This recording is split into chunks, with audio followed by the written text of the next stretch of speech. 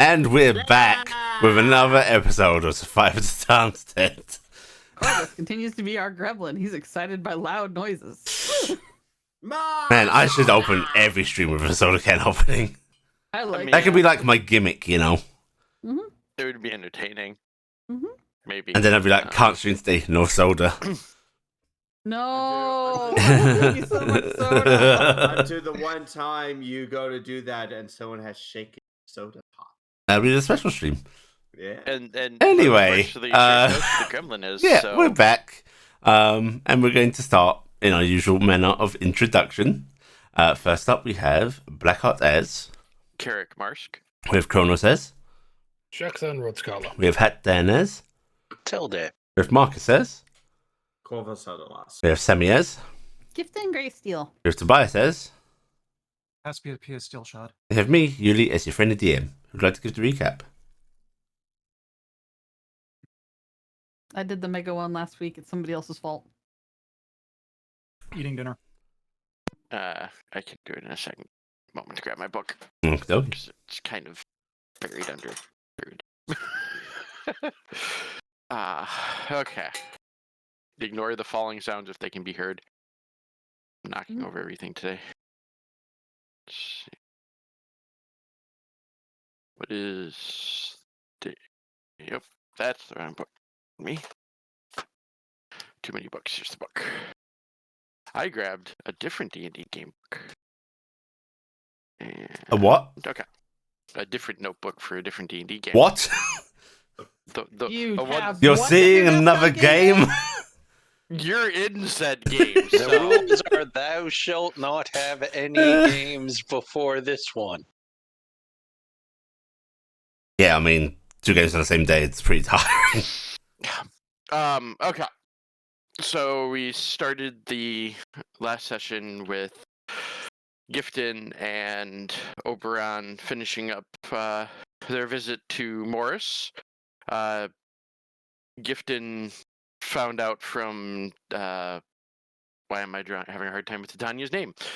That after leaving Oberon, I can talk. I apologize. I'm going back to my actual notes instead of trying to ad-lib. She finds out that Morris had previously not been a Feylord like Titania and Oberon, but more of a lesser Feylord. But being the only one there, he's kind of the ipso facto. I think that's the wrong word. Ipso facto. Of that area. Yes. Oberon is worried, though, that Morris might actually be trying to truly die, unlike the other Fae who are like, hey, it's just a new time for a new form. And, sorry.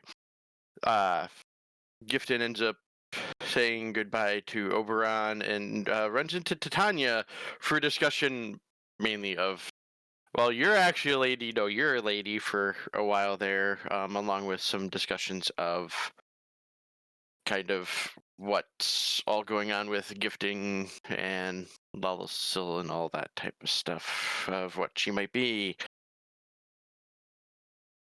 Well, nope, that's my random notes. I apologize.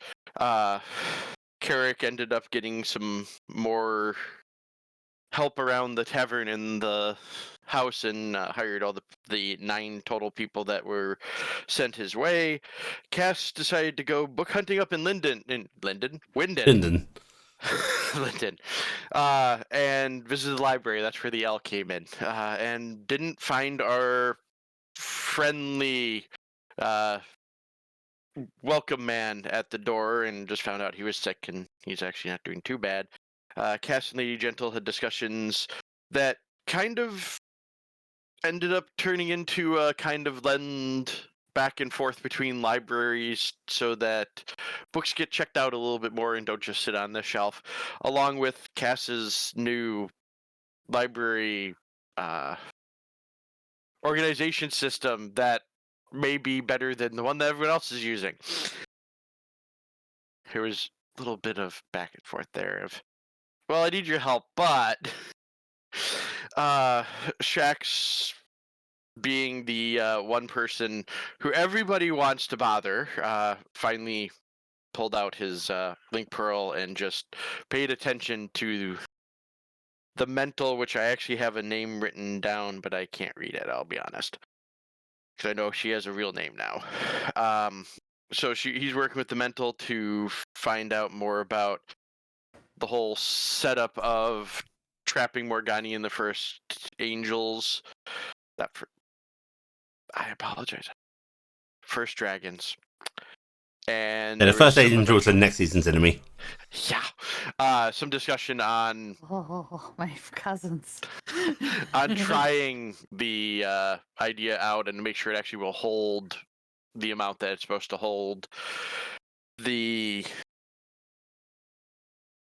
Back in Winden, Cass has been failed to get a hold of Shaxton thanks to the link pearl being removed, and went to Grumpf's to send a message, and unfortunately chose the person with the ring that stops message sendings from being sent to him.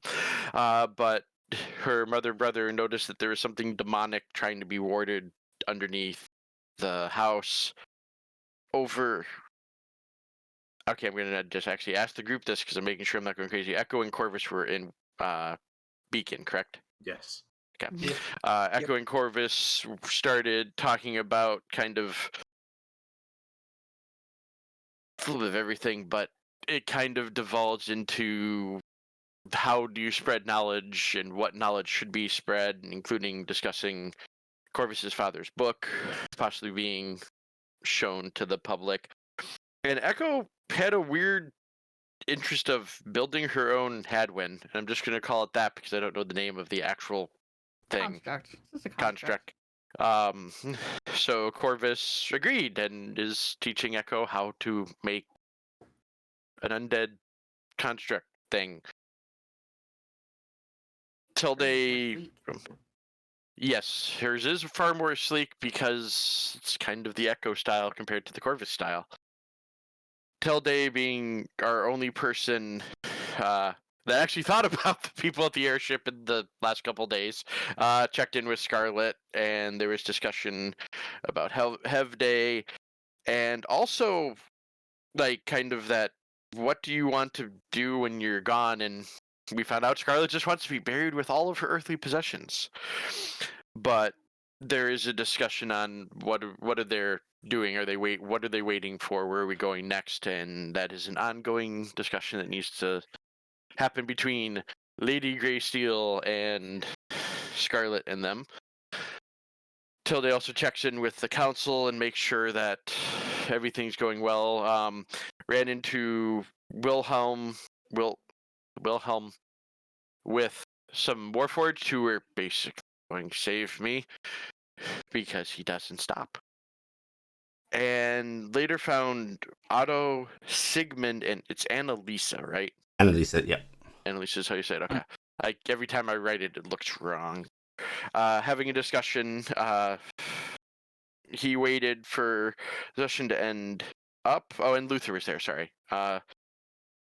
Luther, talking with Tilde, actually asked him to go talk to Annalisa because there's, with all the changes happening in, I almost said Hexenreich, in Fulmir, she seems to be one of the ones having the hardest time with this whole, suddenly there's living people now here.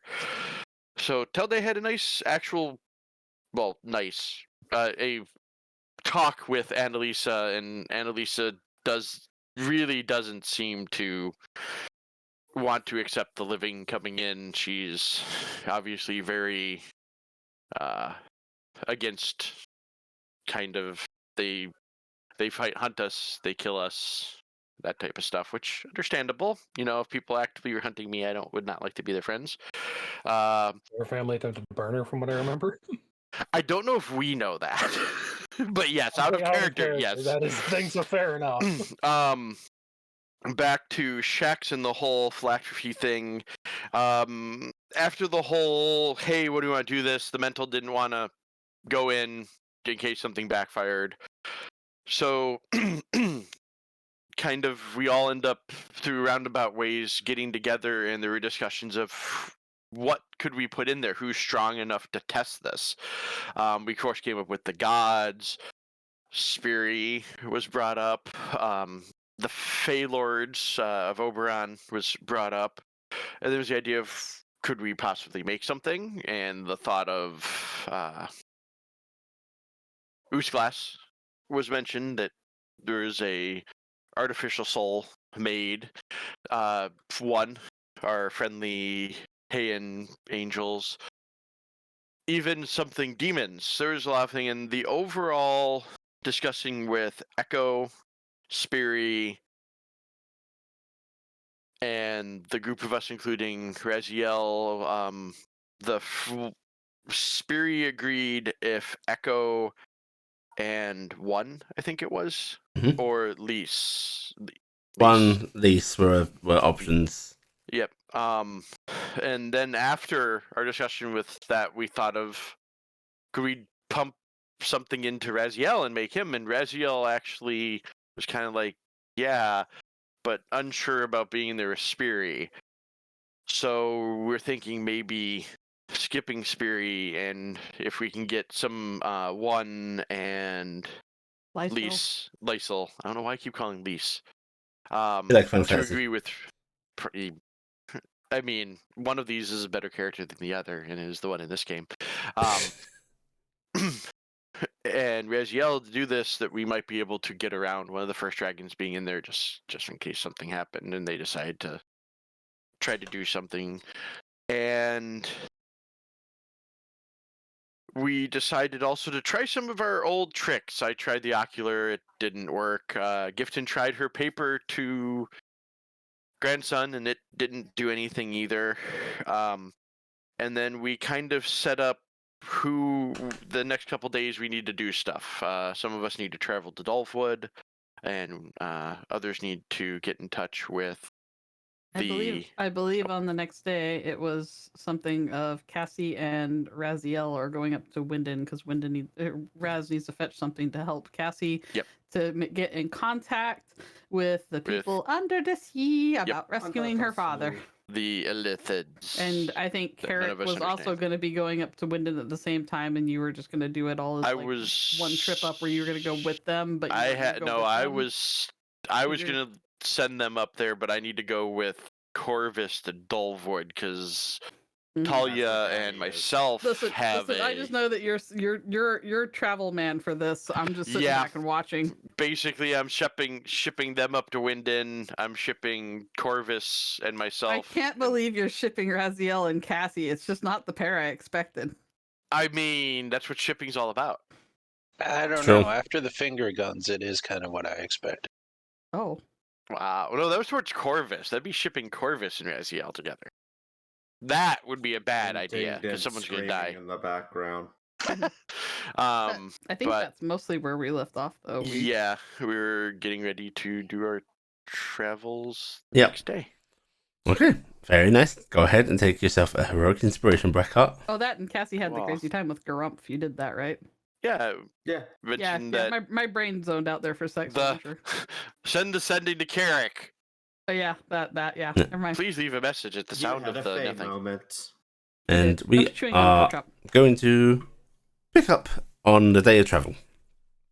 There is a whoosh of a teleportation circle, or whatever spell you're using, frankly, to get to Wyndon. You send them off there, then you go to Dolphwood, yes? Yeah, so it'd be circle up to Wyndon because I have to go with a teleport. So. Yeah. Okay. Okay. Cassie. Yes. You find yourself in Wyndon with Raz, and he just sort of glances aside to you and just goes, "If you've got any business to take care of yourself, we can meet up somewhere." I don't think I actually do at the moment. Okay, then come with me, I suppose. And he just starts to lead the way. He takes you into a one of the older districts in town. It looks like a lot of the architecture here is quite well. It shows age. It's nearer the waterfront. A lot of it is rather run down. It's this weird mix of like rundown buildings and then these like dingy but clearly well maintained structures. And it's one of the structures, a building made out of stone, looks like a sort of warehouse that he takes you to. And he just pulls a key out of his pocket and unlocks the door, opens it up, and sort of waves you to follow him in. Cass is Oh, going to man. trot in, looking You're gonna around. go into his secret stash. And this great big warehouse has a whole bunch of crates and such in it. Some of the crates look like they are themselves worn down, mouldering a bit, broken, and he seems to ignore them entirely. But he leads you off to one large crate, which he steps into. As in, like, he goes through the wooden surface. Cass is gonna Illusion magic. startle back a little bit, touch where he stepped. Yep, your hand just goes right through. Cass is going to cautiously go through because there might be a stairwell on the other side. The moment you step through, you come like inches from Raziel's face, staring directly at you. He just goes, boo. Headbutt. Ah, fuck. Told you shipping. Ow. Okay. Deserve Cass is that. rubbing her head going, oh god, your head's hard.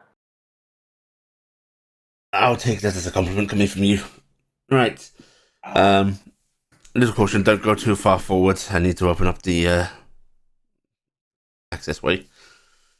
And he just crouches down and places both hands on the sort of stone slabs here, and just says a few words of enchantment. And then, indeed, these stones start to descend, opening up into a stairwell.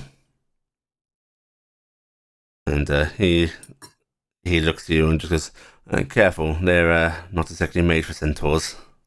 No stairs are made for centaurs. They're like the bane of our existence. Steep. Do you need a hand to hold? I think I should be fine. And Unless this entire thing gives way, and then in which case we're both a little... no, I've said the right command words, I'm pretty sure. And he I'll be back. Someone's beating on my door. okay, we'll come back here in a bit then. Whoopsies. Zooming in over to Dolwood.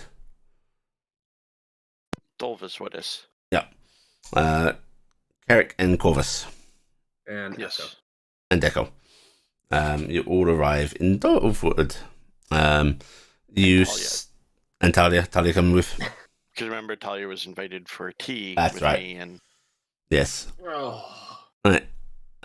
Yes, you all arrive, and do you plan to split up immediately?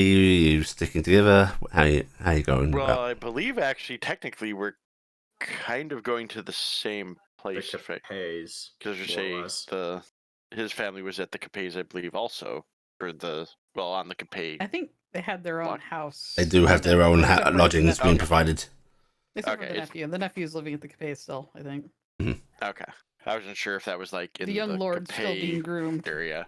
So, yes, probably Well- relatively close, but I will likely see you shortly. I'm going to pay a visit to my Fata and brother. yes. And then I'll see Albrecht later. Okay. Let me know when. Shit.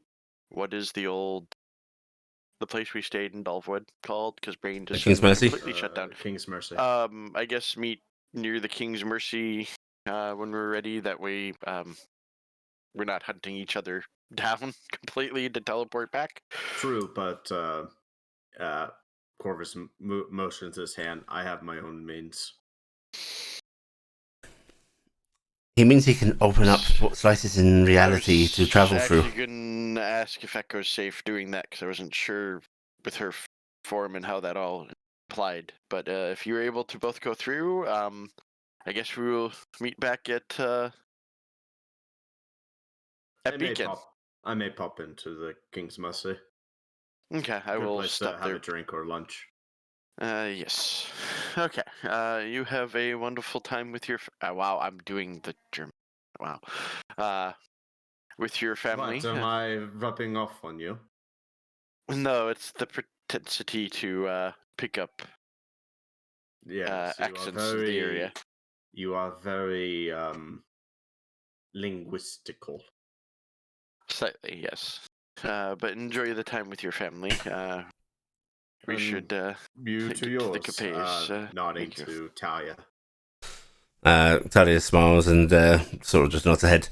You have a good day. I'm going to offer her my arm. Okay, And she'll take your arm.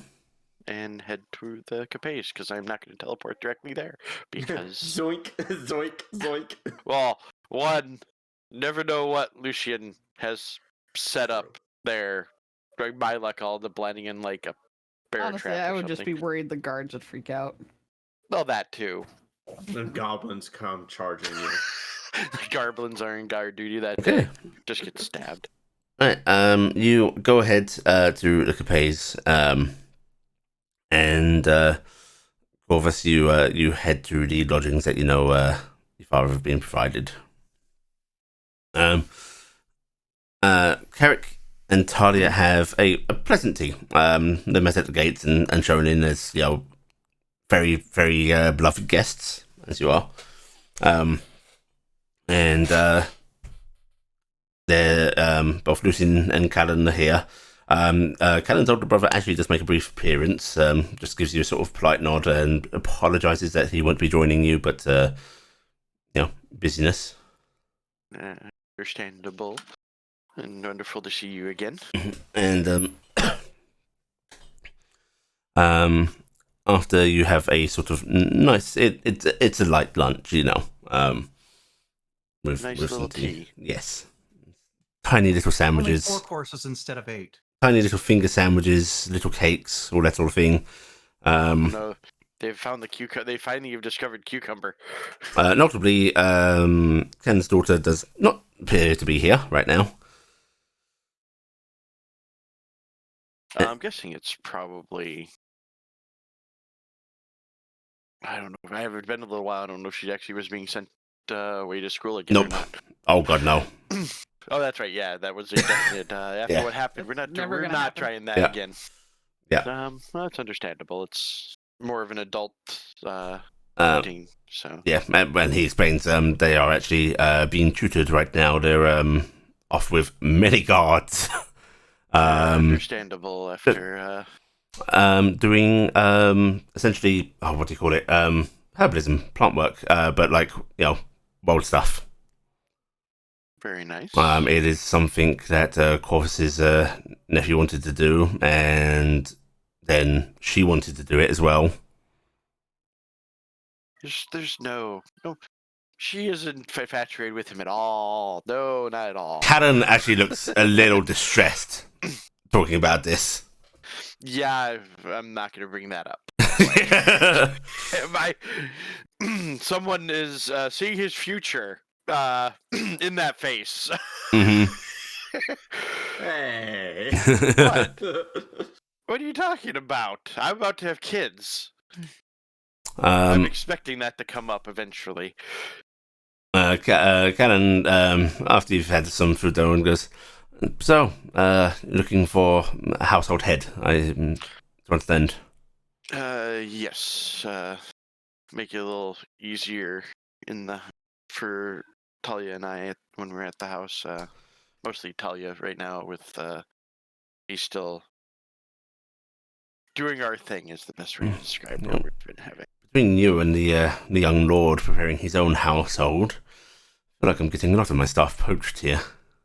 I am more than willing to find others. I just don't know where to even start to look for someone in that type of position. So I thought that you have definitely done it at least once yourself, and that you might be able to direct me to. Is there anything? I don't want to say there's a school because that does not sound right. Tell him you need him to teach you to fish. Don't give you a fish. Yes, basically, I'm trying to learn how to basically find people like this myself. In that case, how about I give you somebody on loan that can then, educate you on such matters? That would be very helpful.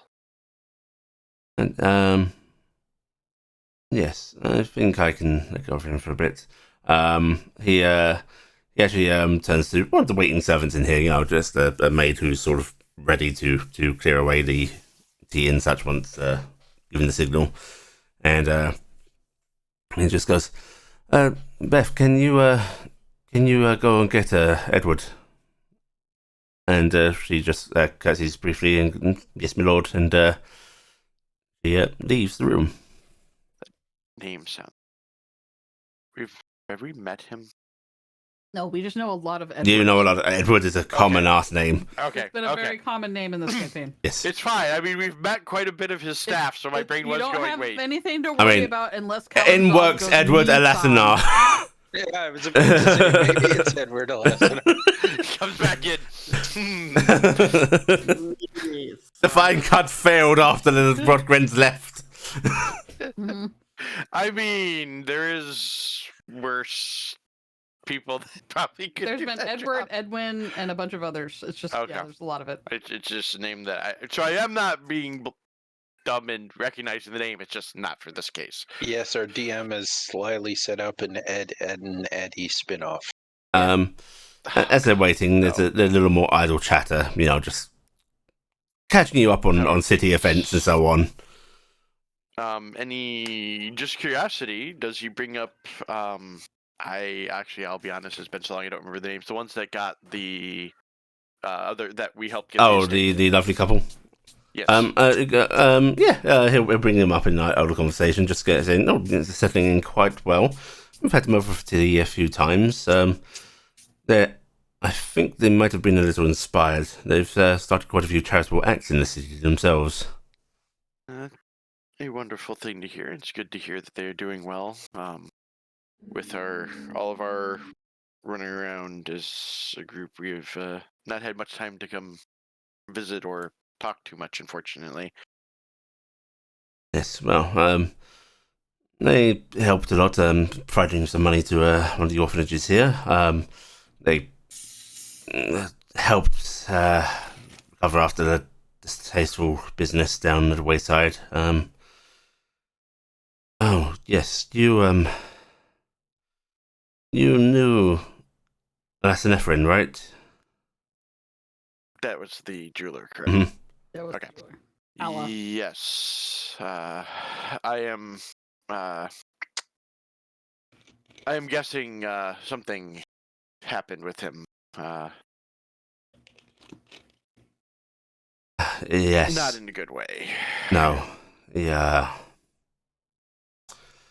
He pauses for a moment, like, there's that look of this is ghastly business to discuss. No need to go further. I am have a feeling I know the gist of it with other things I have heard.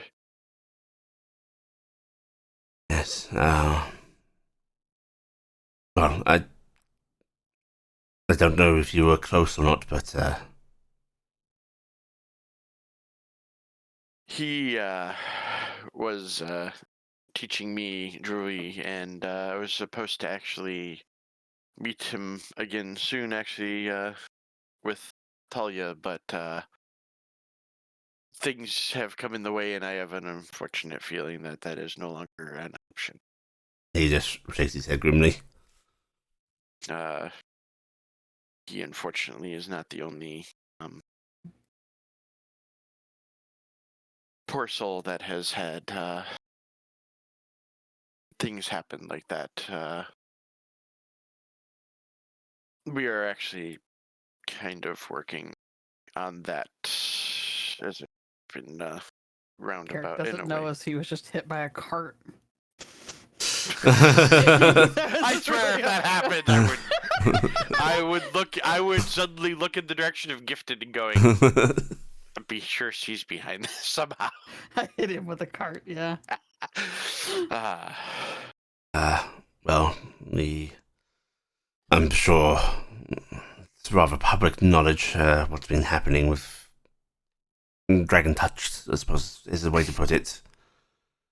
Yes. Yeah, it didn't hurt anybody. I'm glad for that. I've unfortunately seen too many hurt. This gonna kind of give Talia's hand to squeeze because it's close to home. Talia squeezes back, and Callan looks at her briefly before going. Anyway, other matters. Better matters. The young lord's estate is coming along very nicely on that blasted island. That is good to hear. That I am still very surprised about that island in general. Yes. Don't know. I still don't know why we had that idea of the island. He crosses his arms and leans back and goes, "I lost the bloody thing, and now I'm still paying to get things built on it. Amazing how things turn out." I mean, yes, it is kind of an interesting turn of events. He looks good humoured about it. Just island is good. It's coming back into the family in about 10 years anyway. It's funny. Lucian actually sort of gives him a sort of elbow and goes, "Don't worry, we'll have it back eventually." And Callan just sort of glares at him.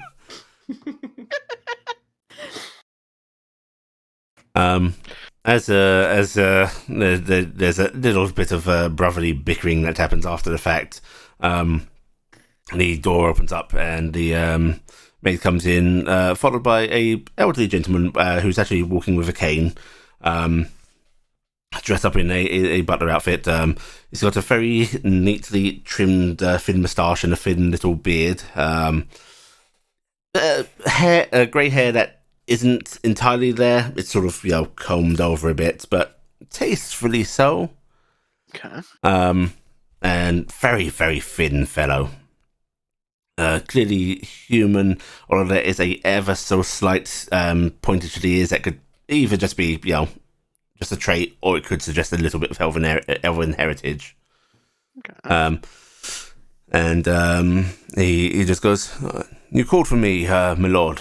And Edward, yes, please. This is Lord Mask and Lady Mask.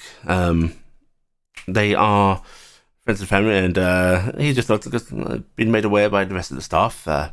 Thank you for all you've done for the family, sir. And was that directed at me? At you, yes. Okay. Our pleasure to assist. We keep our friends and help them, just like, of course, friends would help us as needed. Edward here is my head of staff. He oversees everything, and frankly, I think all of it would fall apart without his oversight. However, if he is willing, and he looks towards this man, who just sort of regards him curiously, Edward, would you be willing to travel down with the Lord and Lady just for a short term and, show them how things are done, help them acquire their own staff, get their house in order? And Edward looks to you, and he sort of steps up closer, and that little clack of cane on the wooden floor, and comes up to you, and he's actually pretty tall, hunched over a little bit just from age. You think in his prime he might have stood a good 6'2" or so.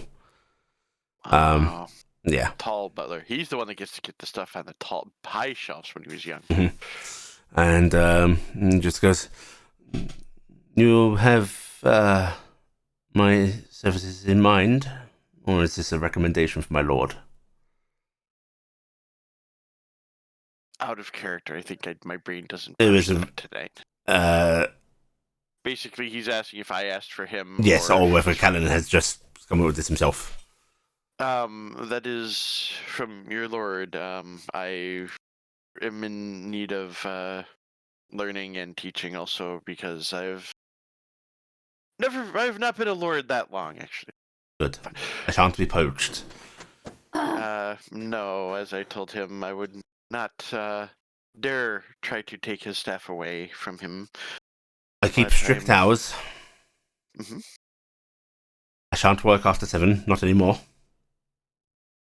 That is no problem. I actually do have No loud some. noises. The FedEx. They're not loud. They're just high pitched. If you have children, I would kindly ask that you tell them to mind themselves around me. I am not as robust as I used to be. The children are still at least a few months off. His eyes drift towards Talia ever so slightly, and then just return to you. I do have the wings. They're folded back, but I do have the wings out. Okay, you have the wings. Okay. Yeah. And he just nods and goes, there should be plenty of time to allow me to work. Do you have any specific requirements, needs that aren't of the norm? We have animals. It should be. I guess it would be in some ways more of a warning. There are some animals from another continent that I have picked up in my travels. For the most part, they're easy to take care of, but we do have a pair of drakes for guards that just as more of a warning, so you're not suddenly surprised to. Both his hands now set on his cane, just right in front of him, and he puts a bunch of weight on it, and he looks over it and goes, I'll be taking Torben, my lord. He needs a wasted here, and he would be useful to Lord Mask. And Kevin just nods, like, you know. There's... you do... actually, give me a little bit of insight. Okay, I was actually about to ask, so who is Torben? But since you have me that, I will hit that button first. Insight. I think that was one of his guards, wasn't it? Yes, 25 it wasn't. One, I will tell you, yes, that was a guard. And you are actually picking up a little bit of deference from Callan and Lucian towards this man. Honestly, that does not surprise me. I'm guessing that he probably... Actually, looking at the age, would he have served their father? Yes, it's pretty likely. Okay. Yeah, that does not surprise me at all. So, we've got plenty of rooms, so no worries on spaces to sleep for you or Torben at all. Torben shall be of great use to you. He is a guard here, but he does help out in the stables. He has quite a passion for animals, both domestic and exotic.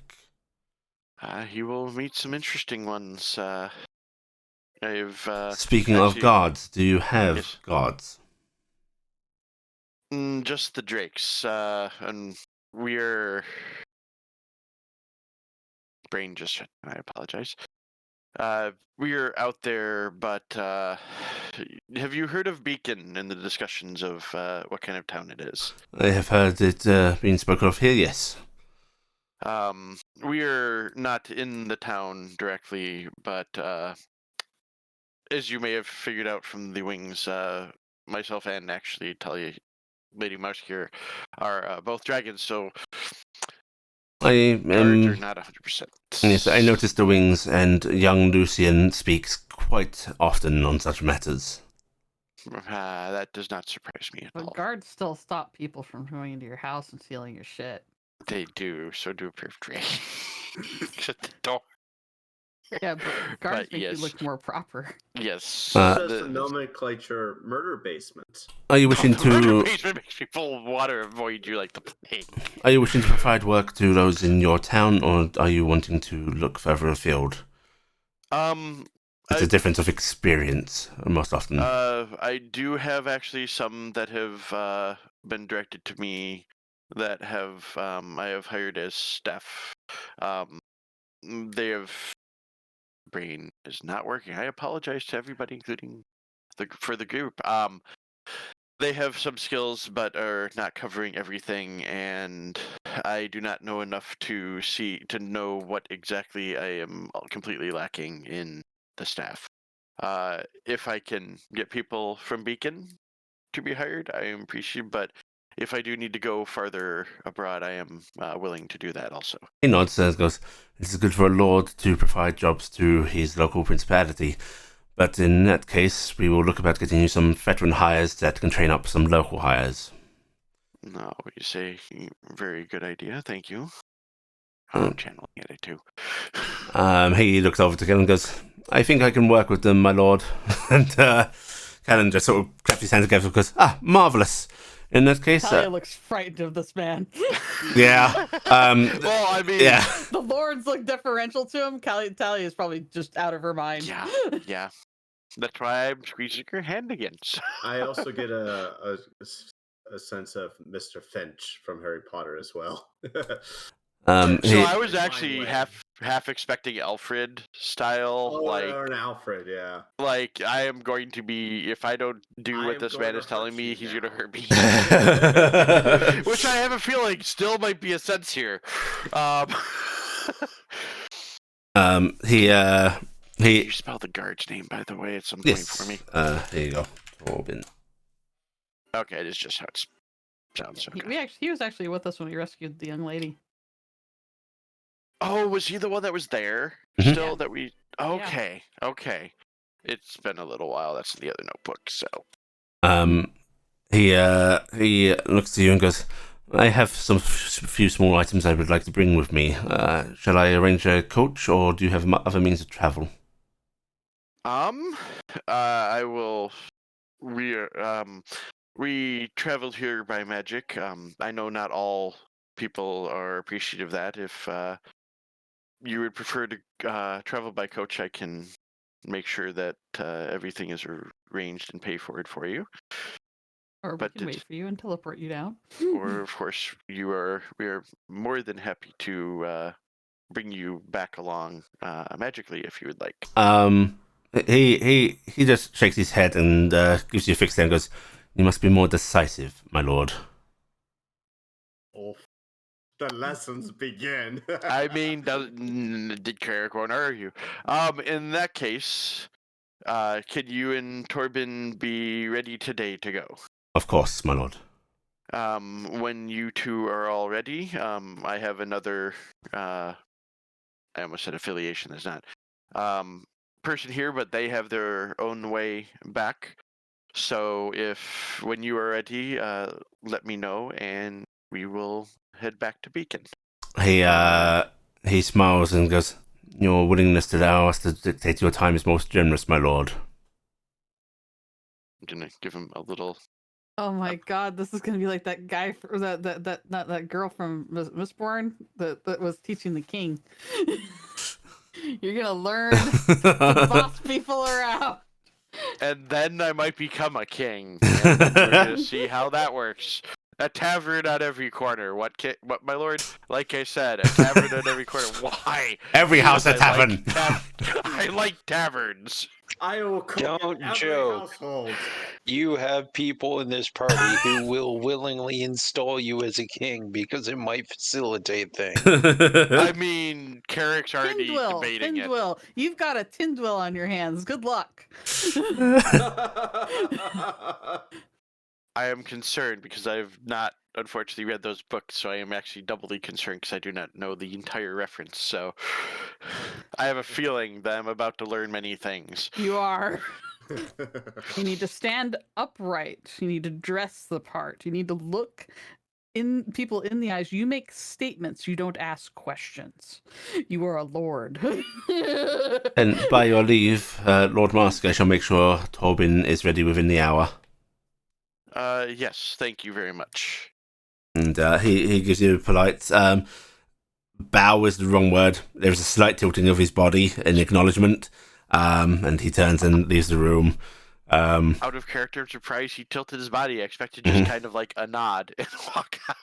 Basically. 3 weeks later of you having this guy, he's going to sit you down and go, my lord, I do not think you should be associating with House Brockgren. They're only going to tarnish your reputation.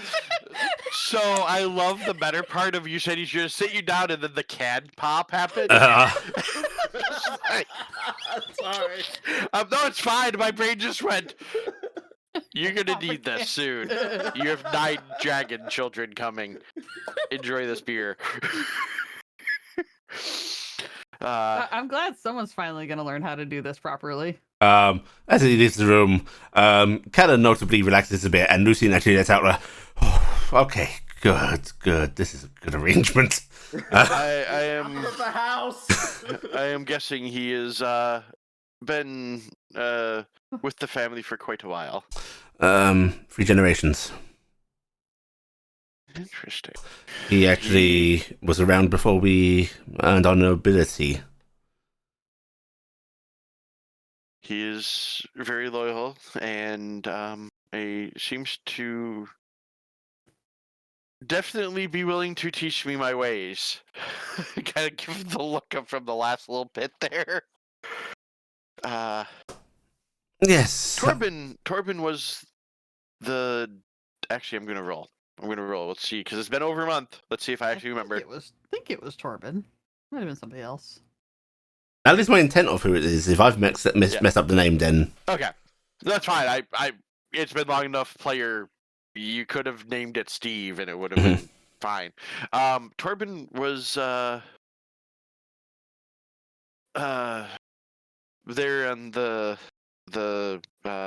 assistance we gave your family previously. Was It was he Captain not? Voran, actually. Oh. Voran, but he maybe never got his Torben first name. Voran. Yeah. It might be his. Yeah, that would be fine. Was that the one that was there with us? Yes, Captain Foran. Okay. Thought the name Adding a sounded first familiar. name to it. There, I added the first name to the. Torben Veran. At least it's not like Torben Turbin or something like that. I'm sorry. Every time I give names, I've learned I've rhymed names a little too often. And he just shakes his head and goes, "Poaching one of my most valued guards now as well. Amazing." I will endear to make sure he is also returned to you. I have my doubts whether this is going to be a return situation. Still, everyone knows what he is doing. I will be honest. Depending upon his You're taking Voran someplace where there's exotic animals, and he has a passion. Yeah. Yeah, but they're also fennecs. House Capes. There are also a pair of fennecs in there, so that might be its self-returning package. So it's, I suppose, it would be a nice change of pace for him. Yes, and of course, if he does not enjoy it, of course, it will be returned as soon as he says he does not enjoy it, and if he wants to stay longer, we will see what can. Okay. Candidly, you should be aware that the fall of the men tried to hide one of the injuries he sustained during that affair. Is he okay from everything that happened? Yes, Okay. he's lost a little bit of sensation in one of his arms, but nothing drastically life-changing. Just for a guard, it's important to know. Understandable, and thank you for letting me know that. Lucian just thinks back, goes, "He told us right away we could have done something about it." You probably know just as well as I do that some people are Prideful, yes. And he looks at Callum when he says that. little of column A, little of column B. Not me, humble as something commoners eat. And he just smiles at you when he says that. I could feel that with many choices, but I understand.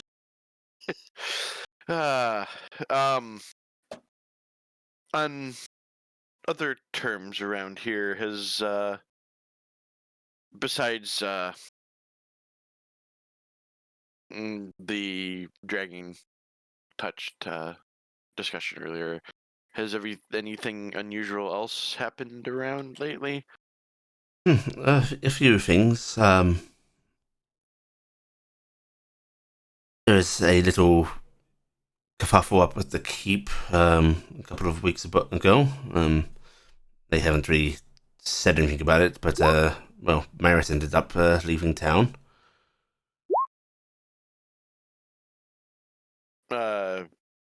If I may inquire, chased or of own volition? On volition, it seems like. There was he actually looked a little guilty, as if like this is gossip, and I don't feel good about doing this. Well, there was We always gossip with us. there was quite a audible argument between him and Shire Reeve. Argument's the wrong word. Shire Reeve trying to convince him to stay, Maris insisting he had to leave, and rode out on town that very same day. It is something I could see Maris doing, but I wonder Like me, for what reason. military mage. That's an odd way for him to leave. Well, the leaving part is the odd part to me. The saying he has to and yes, type thing is more what I see. Lucian rolls his eyes a bit. Yes, expedient and head-shoredness, of course. Just because he was unhappy with our plan last time, he is a good man. Give him that look of. Now I'm worried about Maris. This is going to be information brought up when I see people again because I am a little curious about this. How long ago was that? 2 weeks, well, a little over. About 17 days.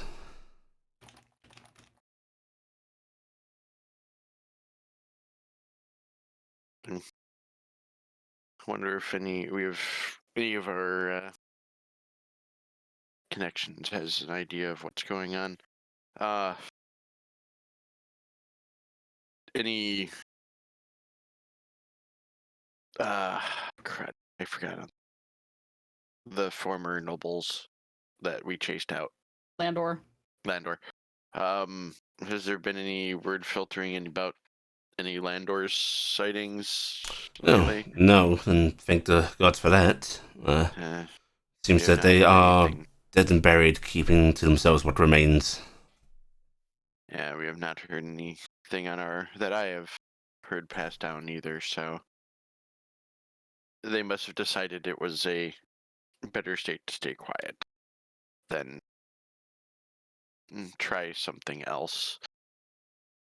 Business. I will say that Edward's Elasinor, his business is still booming, though I've heard that he does miss Botty dearly. From what I understand, I have not heard him bring a visit to the Greysteel household, but I'm not surprised he's swamped. I also have a feeling I don't know if he'd make it out alive from the Greysteel. I know Lucian's been there. I'm pretty sure. Kellen's been down to visit us. Yes, he has been down to visit you. So. It's not something we really handled, but they have been down. Yeah, well, Lucian we kind of dealt with because he helped with the forge. But I just don't have a feeling the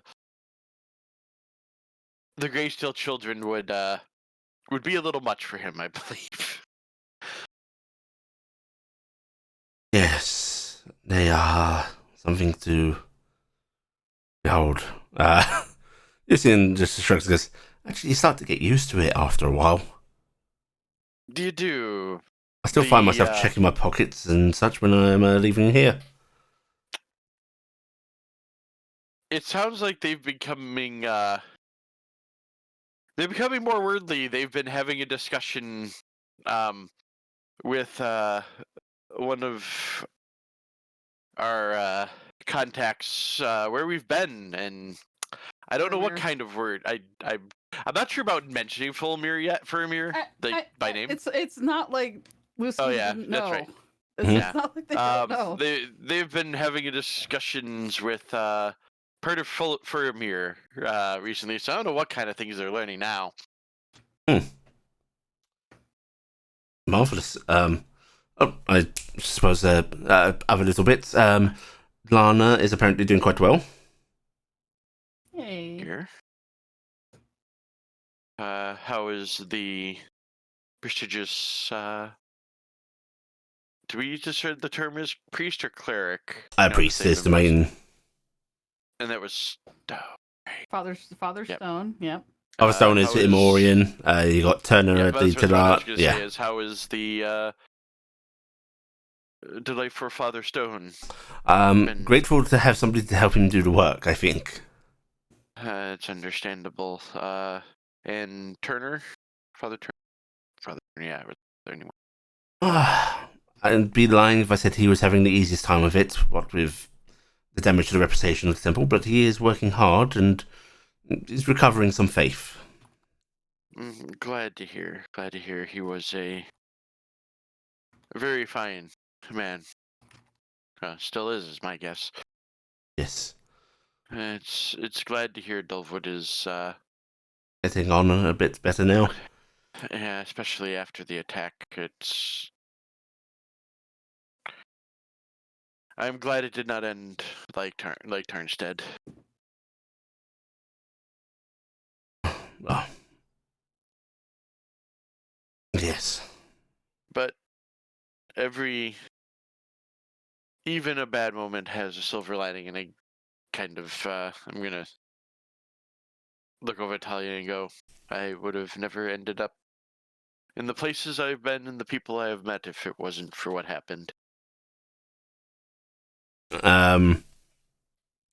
Talia smiles at you and just sort of leans in and takes your arm and kind of goes, well, there's always small blessings in everything. Yes, and sometimes that's what you have to focus on. And he nods and he sort of motions to the maid and lets her start picking things up and away and goes, well, this has been a lovely meeting. I'm afraid I must depart myself. I've got some business contracts to discuss with others. You are, of course, welcome to stay as long as you wish. I have a feeling when Torben and Edward get back, I should be ready to go back to Beacon when they arrive. He seems to ponder for a moment. He goes, technically, they should be waiting on you, and you should be able to tell them to stand as long as you want. But yes, don't keep Edward waiting. Yes, I've just met the man, but I had that feeling that being ready waiting for him, maybe not, but ready to depart when he arrives would be a good idea. He gives a sort of strained smile and just nods. Thank you again for the assistance and for the wonderful afternoon. It's been a pleasure seeing you again, and please, you must tell everybody else that they are welcome to come by. Of course, I will pass on the message when I see them. I know there is a lot coming up, but it is nice to be able to relax for at least a little bit before back to the hecticness of what we've been through. Do give them all my kindest regards. And Lucian just goes, and make sure you tell Gutten's mother that I miss her cooking. Lucian says a little wistfully. I am guessing you do not say that to your cook here. I don't know. There was just something special about that food. Wait, you say Gifton's? I thought it was Kara that was cooking. Kara often cooks, yeah. But it's Gifton's mom that he finally remembers, huh? Mom cooking, you know. Mum cooking, it's brownie mum cooking. It's not, yeah, so it's mostly like grasshoppers and shit. I thought you were about to say it's mostly quarters. He never thought to ask what was in these little stews and so on. I like to just imagine. Actually, mentally, my brain's not going that like everything's chopped up fine enough for a regular brownie, but it's just in a regular human-sized bowl. It's just like I have no idea what this is. It might be all liquid for all I know in a soup. I will pass on the messages, of course. Marvellous. In case I bid you both a good day. Good day to you also. And Callan excuses himself. And you can just hang around with Lucian, please. He doesn't seem in a rush to go off and do anything. He'll actually, if you stay, he'll break out some drink. Also, while we're waiting, do a little discussion of what his newest, I don't want to say experiments, but you get the idea of what I'm going for with him. His newest endeavors. Endeavors, that's the word that I'm looking for, yes, of the magical inclination, because I have a funny feeling that I should basically have a warning of what might pop up in my backyard eventually, because he knows where to find me. He actually picks up a little glass of port that he's poured himself, offers you and Talia, of course. Bit early in the day to start drinking, but Lucian does not seem to care. And I said, I'm actually on hold for a little bit. But I want to digest, everything I learned over at yours. And I'm waiting for approval from, Maris left town. I should make sure that that's actually getting looked at. Were you trying to use the safe room again? No, I was trying to get licensing. Okay. Tell him that there's a new Maris job he can fill, and then he can approve his own stuff. No, I'm not giving him that idea. I should Give go. him the idea. I should go I'm find out from general, Price what happens now that Maris isn't around. I can go conscript him into the army and he can't get away. But yes, I've applied for a permit to summon infernal creatures. Any particular type of infernal creature? Oh, small things, imps and the like. I don't know, I want to broaden my horizons. Okay. And there's a little bit of mystique to it, isn't it? You must have read tales as a lad of dark and dusty tomes and forbidden magic. I like Telda's thing. Yeah, out of character question, Gifton, none of the rest of the party has talked to our former angel devil person. I am the only one who talks to. I'm the only one who talks to Turiel. You were invited. I think you might have been there. I don't remember. I think you wanted to, but I had to go deal with other stuff. Yeah, you had other things. So you are aware of her. Yeah, I'm aware of her, but I have not talked to her, so I'm not going to bring her up because having not met her, you actually never got. No one actually talked to her as an angel or as a demon yet. So she might be my invisible best friend. Gifton's been making it up all along. I know we didn't talk to her back in Saha. I just couldn't remember if any of us had when she was in Winden. So, okay. I'm not going to bring that up then. Not opening that kind of worms until, I know for sure that there's actually not an imaginary friend there. No, I'm not. But, crud, what's the language? It's infernal. Do you speak infernal? Or is this more not fluently. I'm picking up a few words. I'm trying to, acquire it. It is a interesting language to acquire. But, I mean, that's a little bit of the thing, isn't it? Like, so most of the things down there are us, yes? Us and some fallen angels, among others. What is the infernal language? Have you ever pondered that? Aren't they speaking Barassian, or, or Noran, or what have you? Never did ponder that. I have an understanding of the language, but it is a good point where it came from, why it came about. I mean, if you're all trapped in a place and you all speak different things, I guess coming up with a single language would be the best bet, but how do you just make a language? I guess the same thing would be said about about languages we speak, of how someone decide this is an apple, this is a glass. Callan's wife, who was part of this team, has actually sort of stolen Talia away at this point. And the moment Lucy started bringing this up, she actually gave him a bit of a disapproving look. And That's not surprising. Having met her, that's not surprising at all. And Lucian just goes, besides, admittedly, it's just, cool. Listen, as cool as making a forge Lucian wants to be an edgelord. Let him do it.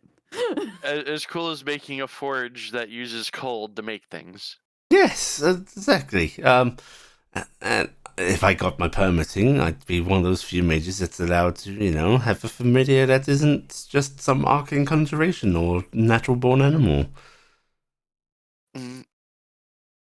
Wasn't out of character. He was sent to pseudo-dragon, wasn't he? He was. Okay. Has anyone considered getting him a girlfriend or something? I don't know if that's safe. Can we borrow Echo? No, she's already taken. Oh, yeah. How about the mental? No. Understandable. Don't you have one of Dazzle and Dingus's? He frowns at him and goes, "It's not my familiar, it's my little buddy." Oh, okay. They can be both at the same time. No, familiar's a servant, expendable. He's not. Aw. That's why Lucian's the best. Look up at 50-50. I'm only 50-50. I may have left to put him in the food room. I'm pretty sure you put him in the food room before you went to be fancy. Yeah. I mean, it isn't this always the same. I mean, Merrick is definitely not expendable. I actually put him away safely before battle. Actually, I think Lucian's dragon is female. Yes. But understandable. I can guarantee you that none of the Wadsworth Gifted's children, at least I hope they're not familiars at this point, because that would be all kinds of concerns. No, they are fierce little brutes that will swoop down and steal your lunch. Yes. I think that's more of the family than them being a pseudo. Oh yes, I'm talking about the children. The pseudo dragons take after them. I mean, they also take after their father. At least yes. One of mine does. The other one kind of takes after her mother, and frankly, I'm very shocked my little princess is so dignified, but I suppose she takes after Dazzle. Yes, it sounds like both of yours and upstairs in Lucian's room, his pseudo dragon actually takes up fucking 50% of the room's space dedicated to her. Oh, I thought you meant was like someone has cast enlarge on the pseudo. She might have gotten renamed Queenie after she moved in there. Yes, I understand that. Brain just stopped again. Sorry. So you don't think your request is what made Maris leave, do you? I certainly hope not. No, of course not. I mean, he's more likely to yell at me for making a request than anything else, but I was hoping that he had seen that I have learned some great deals of responsibility. Technically helped save an entire nation. Yes, you have. I take it his... The stories have made it this far, then, of what has happened there. No, not really. Makes it very hard to boast about it. Yes, I figured. Yes, you are correct on saving a nation. Of course, without my endeavours, it would have all been for naught, so... Yes, actually. That was, what we needed to use those for was, not an easy fight. In any way, shape, or form. And honestly, a couple times I was concerned that we were not going to actually succeed. That was a lot more than what I expected to face. So, now we are heroes. And he actually puts an arm over your shoulders and sort of brings his drink up. Like, yes, I'm very proud of myself. Goodness. tap my glass against his and that type of whole thing. And he sort of looks around now that, Callan and his wife and Tardy as well, now that they're not like within direct earshot. Yeah, he goes, and well, I'm hoping that this whole dragon business gets resolved. Went to a Latin affair shop a few times, That I will be completely honest with you. I have a very sinking feeling that there may be 3 of us left right now. Sure, there's more. You'll find more. I'm hoping. I have seen what happened in Hexenreich, and I am worried that there are not other dragons. I guess I shouldn't say that. There is 2 others in Faramir that I know of. I should not consider them not dragons because of what they are. They are dragons just like we are. But I am concerned with what I have seen there, that even if there are others, there's not many. Oh, I certainly hope that's not the case. My passion. I hope also. One, I do not want my children to be the last of them. And if there was just the few of us, that might end it. And it is never a good time for any group to fade away. No, and a proud and noble race in the world would be a lot duller without you. Yes. And I don't think my grandmother would ever let me hear the end of it. So there will probably be more babies, if nothing else, at some point. The pressures of family and responsibility.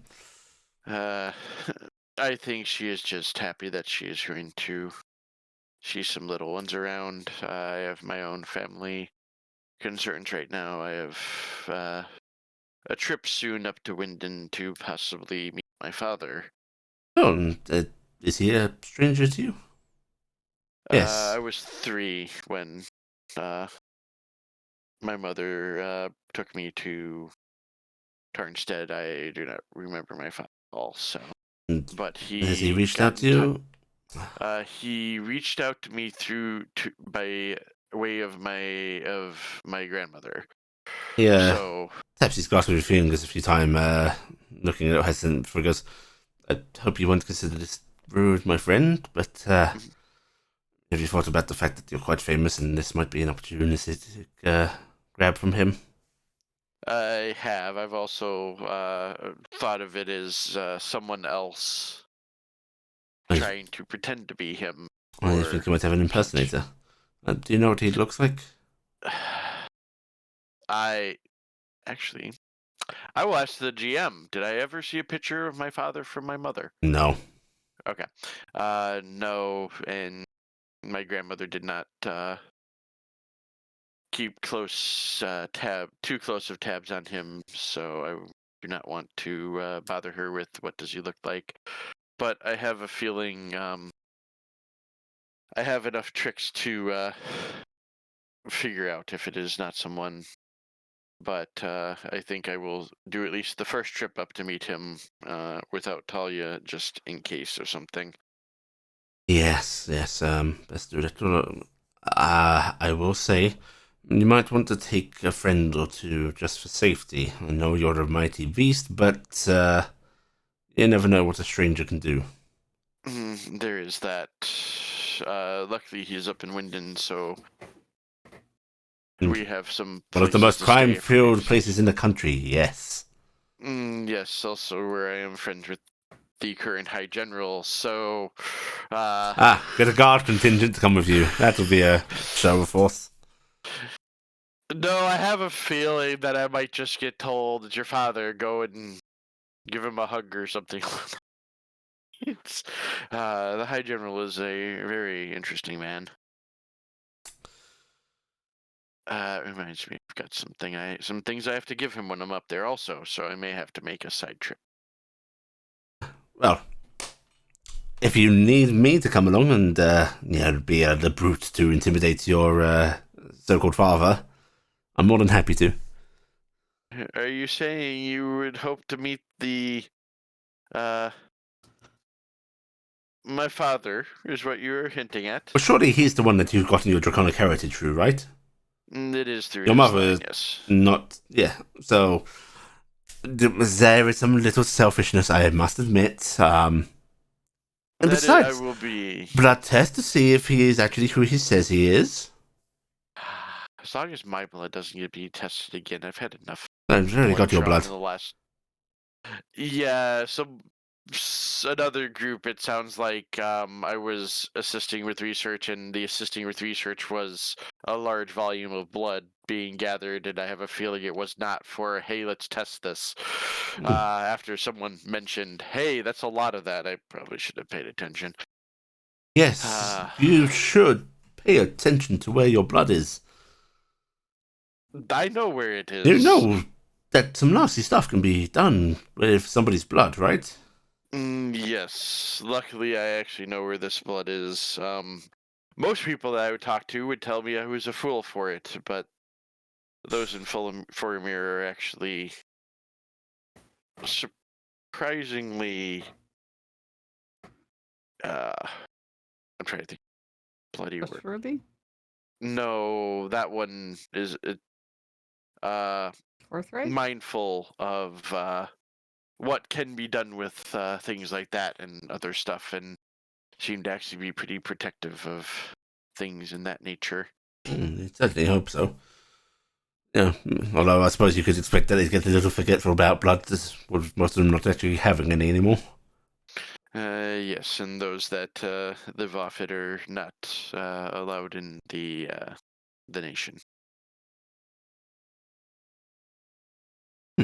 Okay, so don't eat blood pudding before visiting them. Got it. I know you are smart enough to know what I mean. And I would not eat that, so. Yeah, if it's done right, it can be good. Don't tempt me to bring some next time. I'd say for you, I'd try anything, but no, I actually wouldn't. I just need to not let you know what it is first. Don't you start doing that with me. I will do something. I don't know. I've got your blood here now. You do. I'm also pretty sure that I'll just have to make sure Talia knows you have my blood, just in case anything unusual happens. Yes, between the two major women in your life, I think I would not do too well. I will be completely honest, you could probably add my mother in there. I have a fun feeling that she might be able to give Edward a little run for his money. That would be a sight to behold. Do tell me how that goes. That will probably come up at some point unless I convince him to wait to visit. Keep him as long as you need. I insist. Is he trying to convince you that you shouldn't be summoning demons? He has tried to convince me of many things in life, and he has successfully convinced me of many things in life. Does he not know about this? Why on earth would I tell him? I will take that as a yes. I will not mention it to him. I do appreciate that. Is there anything else I should not mention to him about? Anything. Don't bring me up in conversation with him. It's the best not to remind him of my existence. But in case he brings you up, is there anything I should definitely not mention besides the you mentioned license? Don't mention the accidents in the forge. Don't mention the ghastly summoning rituals. Don't mention. Just gonna kind of give him the look of, I hadn't heard about the accidents in the forge. He forge. quickly brushes over that. I have to ask someone some questions when I get back to Beacon. No, we're sworn to secrecy. Does that include care? Oh, yes. I have a feeling someone can get that out of him. No. One of his wives is also in the agreement, so... Yeah, but the other one's the one that would probably would be trying to get to find that out. I do remember as a young child with Kalan often having our little spats, and then the inevitable, don't tell mum. Never quite expected to experience that kind of thing again as an adult.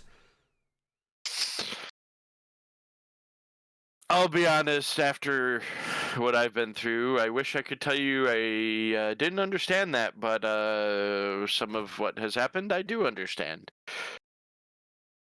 I appreciate that apparently Raziel, Razem, Care, and Lucian have a secret pact and don't tell Mom. Don't worry. Don't worry. I bet you at least one of these accidents received by a child that someone didn't see. The pact is already a violation of the pact. He actually leans in a little closer because he's a gossip and can't help himself, and just holds up his hand and goes, "Reattach the finger." Did you at least attach it back to the correct person? It still feels strange. Okay, so it was your finger that reattached to you. Yes. Okay. I'm sorry. I have not spent that much time around. If you want to know about the accidents with the others, you'll have to ask them. Oh. See, I was thinking you were saying that you were the only one that had accidents. Oh, no.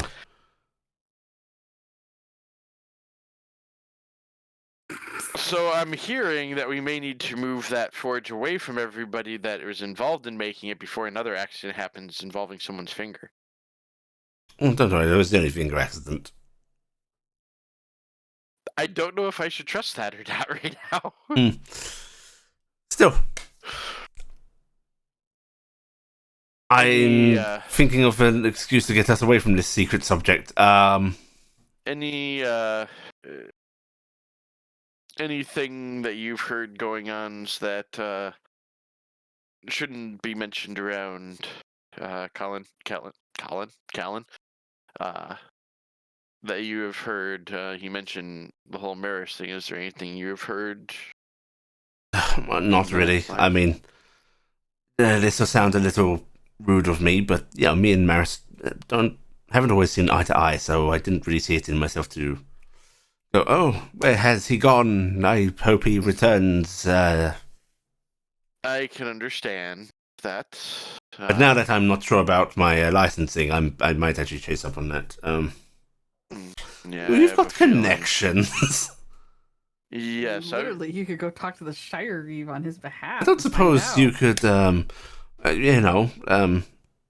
that along for me somehow. General Greysteel. There's a license agreement. I will see what I can do for you. I cannot promise anything because I will be honest. I never thought about getting a license like that, so I do not know how that all has to go through. Well, but I will start on a track if you want to do that sort of thing. I'm about to have 9 children. I think demons in the house is probably not for the best. Yes. Plus, Edward being there now. If you're frightened of him knowing, can you imagine being the one that he finds out about that has it? Yes, that's a good point. Well, listen, but you get try if you can. I'll of course chase it up myself just in case. But I mean, you've got friends in high. Gifton's a general. I mean, this licensing is a military approval thing, so I mean that's why I went to Maris. I will see what we can do for you. And if you sort that out, you should come see the lovely little building I've got set up. Of course, I wouldn't do it here, not with Melina and such. I'm not that irresponsible. But I do have a lovely little shack with a nice basement. You should come see it. Murder basement. No, this is unmurder basement. This is summon basement. I will ask, just because of previous ones, did you put runes of protection in place? Yes, I've... You learned after what happened last time. Yes, I have spared no expense. A little expense. I did it as cheaply as possible, but it is good. My brain just went, instead of unicorn blood, we used horse blood.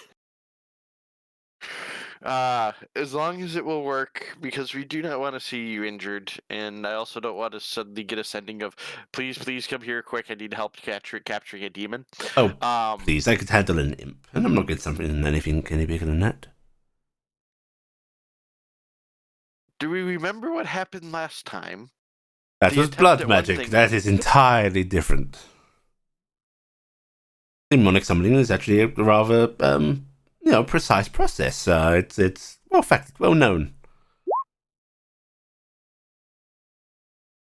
Like the rituals are well known, but yeah, demons are still demons. Okay, I just wanted to make sure that I'm not going off the deep end on this. The science of summoning a demon is very well established, but yeah, but sometimes what you hope for with a demon is not always what appears. So, and then, my friend, as much as I trust you, I do not want to see you hurt. So, well, if I get hurt, you'll have to join in the pact.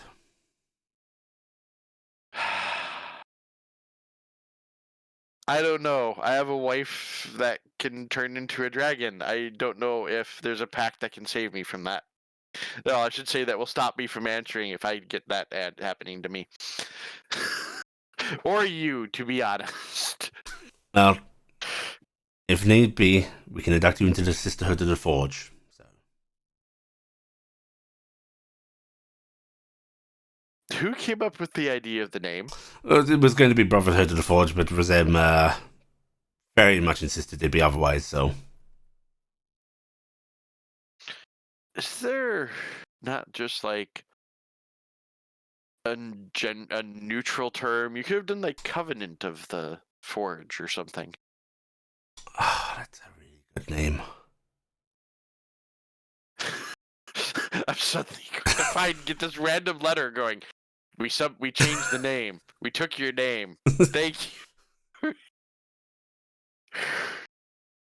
Still, surprisingly bossy lady, so Sister of the Forge it was. She is a very intense woman. From the little bit of time I've been around her. Apparently, and she will tell you this, where she came from, the ladies are in charge there.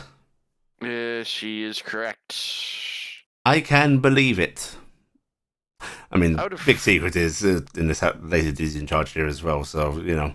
And he does that little nudge, wink, wink of a man thinking he's very funny. Are you sure that Edward wasn't in charge? Could just give him a grin. You know, frankly, I think I'm treading on dangerous ground on this subject. Actually, I'm going to stop. You might go. Out of character, because I suddenly thought about this. That's still the way in Saha today, isn't it? It is still a heavy presence in Drow culture. Yes. It's probably been altered a little bit. Yes, it's not as much, but yeah. It's not a all-encompassing cultural thing, but it is still a strong perchance towards it. It's not to the extent that they fill all of the like upper positions now, but there is a heavy dose of deference and respect towards women in Drow culture. So, I'm gonna look at the. Brain just suddenly thought, I don't know if there's a clock. If they had any. They have clocks in here. Yeah. I'm gonna kind of take a check at the time about how much. You've got a while to wait, so if you want to just sit down with him and natter away, we will just shoot the BS.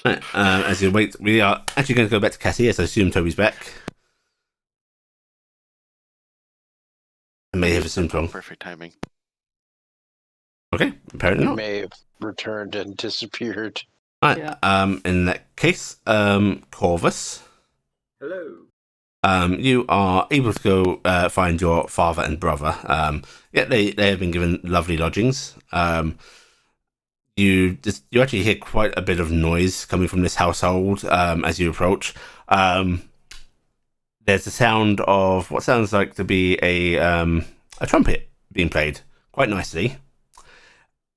and then there is a sound of horrible brass instrumentation follows, like these blaring blurts, and then like, you know, the sounds of somebody's not putting enough air into it, just enough to get a squeak out.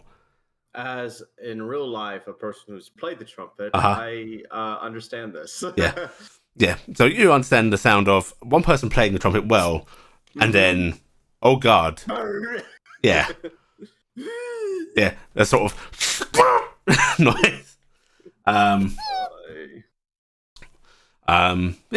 You can go knock on the door if you want. Echo is looking like starry-eyed towards the, like, there's a upper window where it is closed, but it's clearly where the sound's coming from. And she just goes, "What is that?" That would be likely a trumpet. Beautiful. It's a musical instrument. I like the screechy blares. You like me playing the viola then? No, your violin, it doesn't make that noise. No, it doesn't make that noise. Knocks on the door. There's the sound of the trumpet being cut off, and then your brother actually opens the door and he looks distressed. Well, And you see him actually remove some wadding of toweling from his ears. Is the noise getting to you? Father's treating. Father is treating. I can't hear myself. My father is teaching a goblin to play a trumpet. A goblin. A goblin. And is this? Oh, is this Kex? Kex, yes. Kex and yes. Yes. Ah. Oh, that's right. They are staying with you, aren't they? Apparently. I thought they were just driving us when we arrived. No, it's good to have gods. He looks like he does not agree with you. That is like, it's good to have guards. He gives you a sour look. Right. Sorry. Pardon me. Echo. Who's this? This is Lewis, my brother. Lewis, Echo. Pleasure to meet you, ma'am. And he actually reaches out a hand and just shakes Echo's. Like, there's no real kissy courtesy or anything like that you see in the noble circles. Just hello. And he goes, "Oh, you're here to see Dad, or can I? Do you want to go out and get? Should we go out? Either way, the sound will stop. Do you want to come in?" Sure. We could go to local taverns that I know. Sure. Let's do that. I'll tell him. Okay. And is Albrecht with the Capace, then? Oh yes, I think he's up in the woods or something. Oh well, I'll pay a visit to them later today. We could talk over it in lunch, and he basically heads up to the stairwell in here and just starts yelling up, like trying to overcome the bit of trumpeting that's still going on, and ends up just going upstairs. You hear some banging on the door, and eventually he comes down with your father, who is flanked by two goblins who are like still carrying these little bits of brass instrumentation. One of them is holding a trumpet. The other is holding a trombone that is in two parts. He is Kex has successfully yanked the slide. Yeah, out. And on the bright side, that only makes that a merciful sound. Your father immediately comes down and gives you a hug, like straight away. And goes, "Corvus, nice to see you again." And Echo, how's he been? Has he been treating you well? And Echo just smiles at him and goes, "He has been treating me very good. Marvelous. This is lovely to see you both. If you come for lunch, dinner, are you staying?" We're just in town with Carrick, but since you're coming this way, I thought I'll pop in, and I was making my intention to go up here anyway, since we have some downtime. I was going to suggest we go to a taverns that I know and get him out. Lewis some peace. Yeah, I'd rather have the din of a tavern than you gotta stop that. Nonsense. They are passionate learners, aren't you? And Kix and yes both nod frantically. You do want to maybe leave the instruments at home, though. Yes. What? Just throw them on the table. And we'll sort them out later. And they just clatter them back. You do know they are cheap instruments. It looks like, thankfully. And your father smiles and goes, "Let me get my coat." And as he's off getting his coat, Kex and ES both give you little salutes, and they're actually rather smart little salutes now, Corvus. Mm. And Kex just goes, "Go back on duty now." "Yes, okay, goodbye." I feel the same. And they both just like hurry past you, jostling you by your legs as you're there. And you just see him running off down the street. Your father coming back with his coat, actually sort of crazy head and goes, "Have they gone?" Yeah, they said they're going back on duty. Oh, should have come with us. But you don't think I can be a good god? What, gods? No, that was a joke. Oh, right, yes, the gods, of course. No, they're quite pleasant little fellows. Enjoyed their company. That's good. Hopefully they're accommodating well in Dolford. They seem to be liked where we've gone with them. And that's all that I think Gifton and the others would have hoped for. Right, where are we going? The King's Mercy. Don't think I have been there. Well, lead the way. Yeah. And your brother and father come out. Your father locks the door behind him. And he starts talking with Echo as you walk. Just pleasant, polite chatter, you know. And your brother sort of walking beside you and just goes, "Things been okay?" Yeah. Things have sorted out in Hexenreich for the moment. And we're just taking some time to settle down for a bit before the next great happenstance. He just nods a little and sticks his hands in his pocket as he walks along. How have you been? I'm readjusting. Yeah. Nice to be back, but it's also its own strengths. Yeah, it's stressful. Trying to figure out how to be with Albrecht is. Yeah. Yeah, he smiles grimly as he says, "I think it's hard for him as well. He's learned not to have me." Yeah. But I think later in life, although the moments now need to be remembered and cherished, though later, hopefully things, or he will see, he'll see you more as a father figure.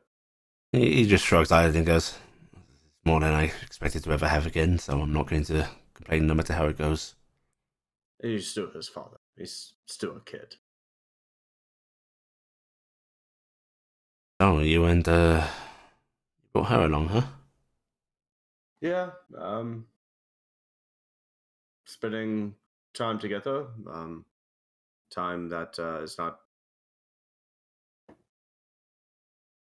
not as critical anymore. There's just a faint little smile on his face. Slower, I guess. But I think it's good to see you hanging out with people. it's nice to have somebody of similar natures. Similar natures. Oh, yeah. No. She's a lot less grumpy than you are. Yes, she is a lot less grumpier, but it is good. That ain't hard. I think it has to do with the similarity in our awkwardness of things. Oh. Well, I'm happy for you. Oh, I appreciate that. Sorry, everything, but Oh, I accept a very broad apology. yeah. I mean, there's a lot of catching up on everyone's part here, for everyone. But Abric, to you, from me to you, our dad, we've lost a lot of time. Yeah. With each other.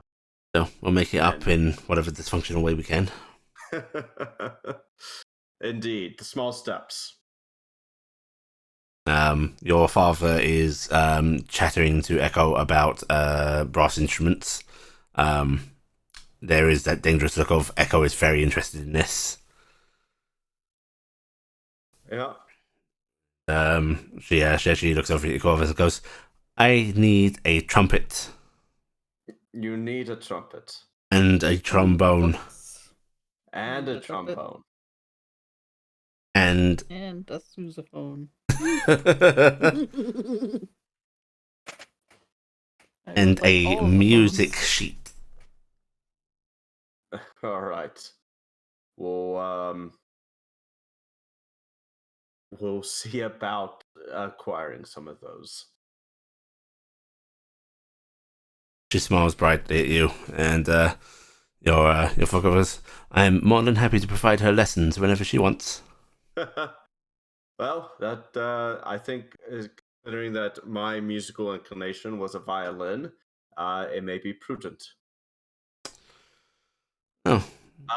He actually sort of reaches out and he gently takes one of your hands, Corvus, and sort of holds it up as you're walking along and goes, oh, you do have your mother's touch. Well, yes. I think she saw that for me at a younger age as well. Perhaps you can give me some lessons. I tried to pick it up with her and played it a little, but, never quite as good. Does Corvus ever remember if there was a trumpet at home or any instrument? Go ahead and give me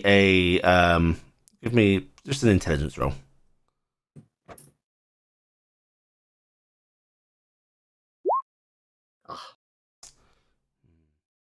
No. You don't remember ever seeing a trumpet at home. The closest you can is there's some very, very, very vague memories of real early in your childhood of that kind of sound. But you don't remember ever seeing it being played, nor do you recall ever seeing one around his place back in, Tarnstead. Tarnstead, yeah. Did you have one in Wintercroft? Yes, I did. Me and your mother used to play quite a lot together. Vague memories of a sound, but that's about it. Oh, you hated it. Oh. You would go to your room, cover your head with a pillow. Let me preface this. We have a warforge that runs around with a hurdy-gurdy. It's delightful. Yes. Telday, yes? Telday. Yes. Yes, when we moved, I sold my trumpet, so. Yeah.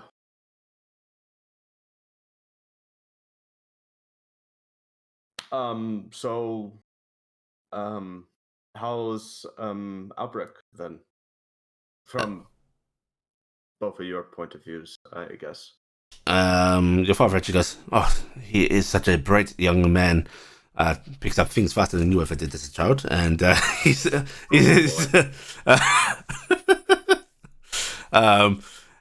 that in that sort of, he's not really aware of just how rude he's being to his own son there. It's objective, Yeah. And I guess, frankly, he is outshining any of us, and I'm very proud of him for that. He is, well, he's a good boy. And your brother's just sort of nodding a little and goes, he's yeah, of course I'm proud of him. Hard to know what to make of the whole Lord thing. Yeah. I'm not one for it, so someone has to take it. He sort of glances aside, just like busying himself with looking at like shops and such as you're walking along, before he goes, is it bad of me to I feel sad seeing how he is so bright little lord thing, and it's good, I know, but it's just such a difference from what I imagined our lives would be like when Tori's mother went and I was, Yeah.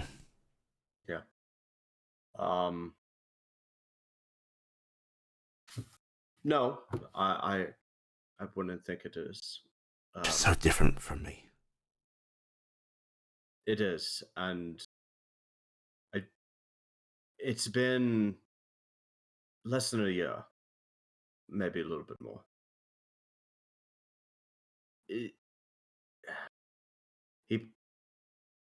I don't know how long, because I never asked.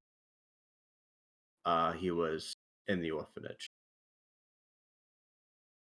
He may have picked up something from there, something to grasp, something that busied himself. And from,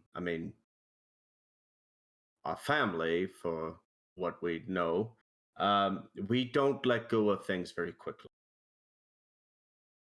No, we do not. Aldo goes and yeah, he sort of moves over and gives your brother a sort of comforting squeeze on his shoulder and goes, besides, this isn't far from where he would have ended up anyway. He always would have outshone us all. And you would have seen he got the best that he could have had, and he'd be just as educated, he'd be just as bright. He might not be following in your footsteps, but he is making his own path, and that is a good thing. And you would have helped him do that if you were there as well.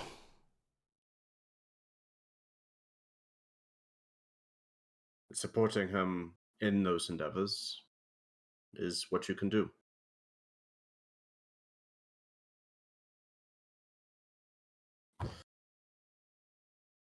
You're soon coming up to the King's Mercy, and entering in. It's you've got a strange view of how active a tavern should be ever since Carrick's was established. That is always hustling and bustling. Here there's like a couple of tables that have some people at them, but it's relatively quiet. But you do see you do.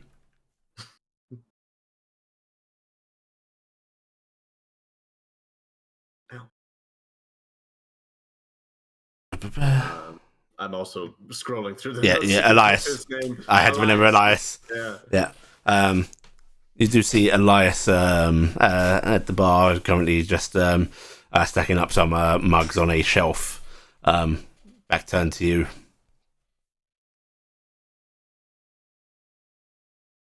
Elias. He just glances over his shoulder and seems a little taken aback. Briefly goes, Corvus? Guten Tag.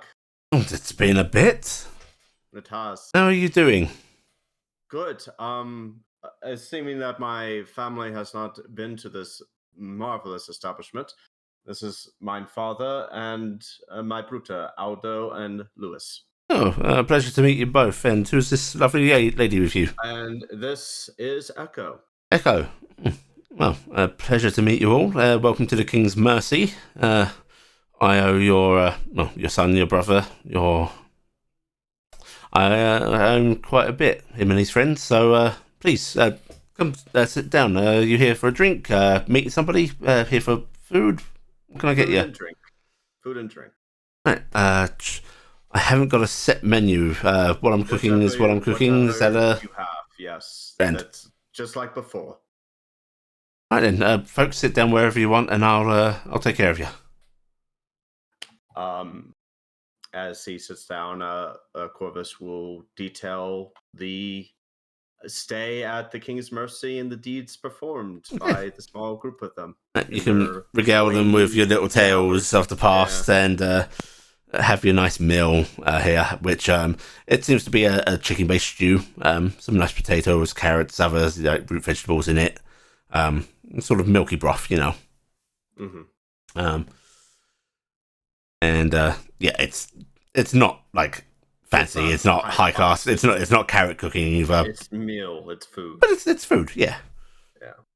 And Lewis and Aldo seem to enjoy it at the very least. Echo does look a little disappointed.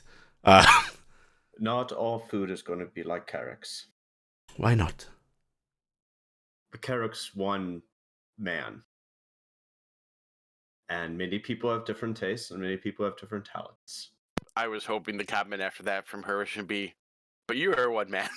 She like holds up a little bit of like, you know, grey chicken on her spoon, and just stares down at it as she's like, "This isn't fried." It is something for the masses.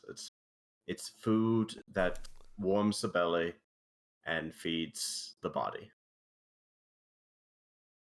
He eats begrudgingly. We'll have dinner at Carrick's. Okay. Yeah, you can spend a nice. How long do you want to stay here, Corvus? It wants to stay just to do like small talk, catch up, kind of stuff. But towards the end of it, he does want to bring up some topics. Okay. Your meal's long finished. You're just sort of sitting having drinks at this point. Lewis. Yeah. I'm still doing what I'm doing, and I'm still going to try to figure out all that has happened. And I know you probably don't want to even hear me talk about it, but you mentioned that there were others at the place. Prisoners? Yes. Yeah. Prisoners that you wanted to come.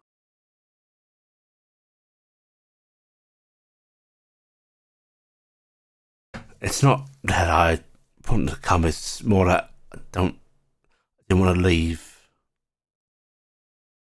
It's hard to explain the idea of leaving people in that place, you know. And that's what I'm trying to look into. But I need to know more about who actually took you. I know it was part of Hexenreich, but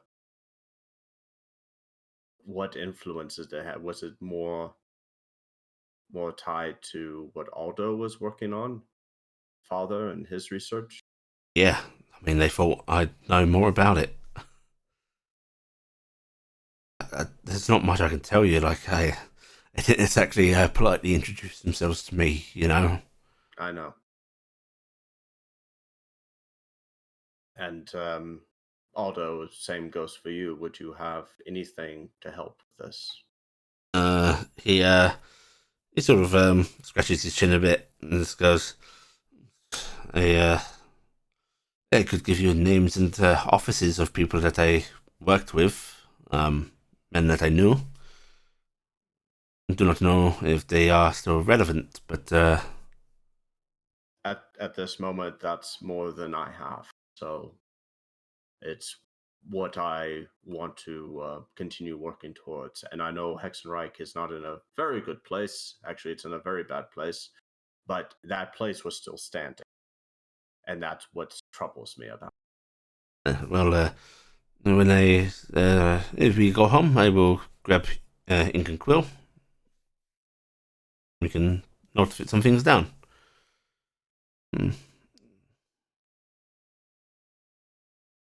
I did also want to give you this.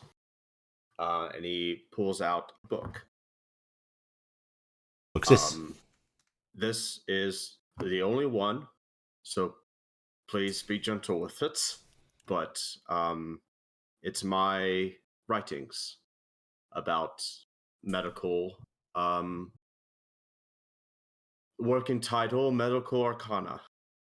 Your father actually takes it and starts to leaf through it immediately. And he goes, secretive work or something you intend to be published? Something to be published. The secret stuff is still in the works. He's actually, you can see his eyes flicking, speed reading essentially. Mm-hmm. And then he reaches over and just takes one of the sort of napkins on the table and waves it at over at the light and goes, may I have this? Pay, you can pay. And let's just goes, of course, yeah, take it with you. Thank you. And then he immediately starts tearing it. And then a strip is placed onto that page. Okay. Goes to the next page. Little bookmarks. Yeah. And basically, you kind of lose your father for a little bit as you watch him lead through this. You hear him letting out a little, yes, good. And then there is the occasional, no. And once he looks over at you with a disapproving look, holds up the page and goes, how could you misspell this? Again, I taught. Holds up his hands. I taught myself most of this, okay? He just shakes his head a little bit and continues reading through. Your father is open very much so with both the praise and the yes, the condemnation. Yes. And but I figured that seeing that you had some interest in this, my own takes of what is beneficial with knowing the practicalities of things and the flexes his arm, the magical sides. And of course, different ointments and remedies and other hypotheses of how things work. I am very pleased to that you are showing me this. When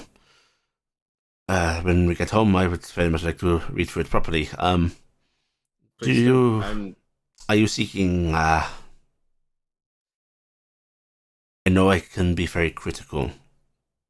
Please be as critical as you want to be. This is literally the first take. Good. Your science is good and sound. Your observation notes, I very much like. You have some grammatical problems. Well, I'm not I will give you corrections then. Yes. And he sort of gently closes the book and goes, and already I see some things you are touching on in here that you want to think about carefully about having unpublished work. Innocuous enough, but some knowledge too much too early can set people down the wrong path. Yeah, and that's what I need an eye for. So, this is good work, boy. I'm proud of you. And on that other note, you're more than welcome to come along as well, Lewis. I do have Hadwin up. I think I should be staying here for now. You're always welcome. Just let me know. And He smiles and appreciate it, but Albrecht first. And Albrecht is, of course, welcome. Right, shall we head home? It is. I think I have drunk a little more than I intended. Yes. Sorry for getting a bit more detailed oriented there, Elko. That's fine. This is better than the food was. She just holds up her mug. Oh. Have you ever gotten drunk yet? I don't think so. Huh. Maybe when we're back in.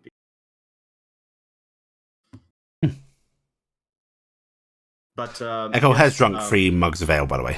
Yeah, it's like maybe this is going to be longer than I think it's going to take.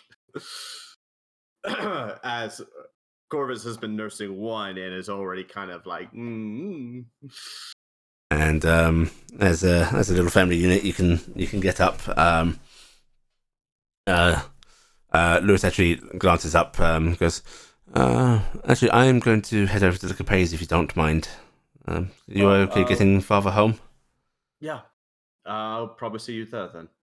He nods and gives Echo a polite little wave and heads off on his own.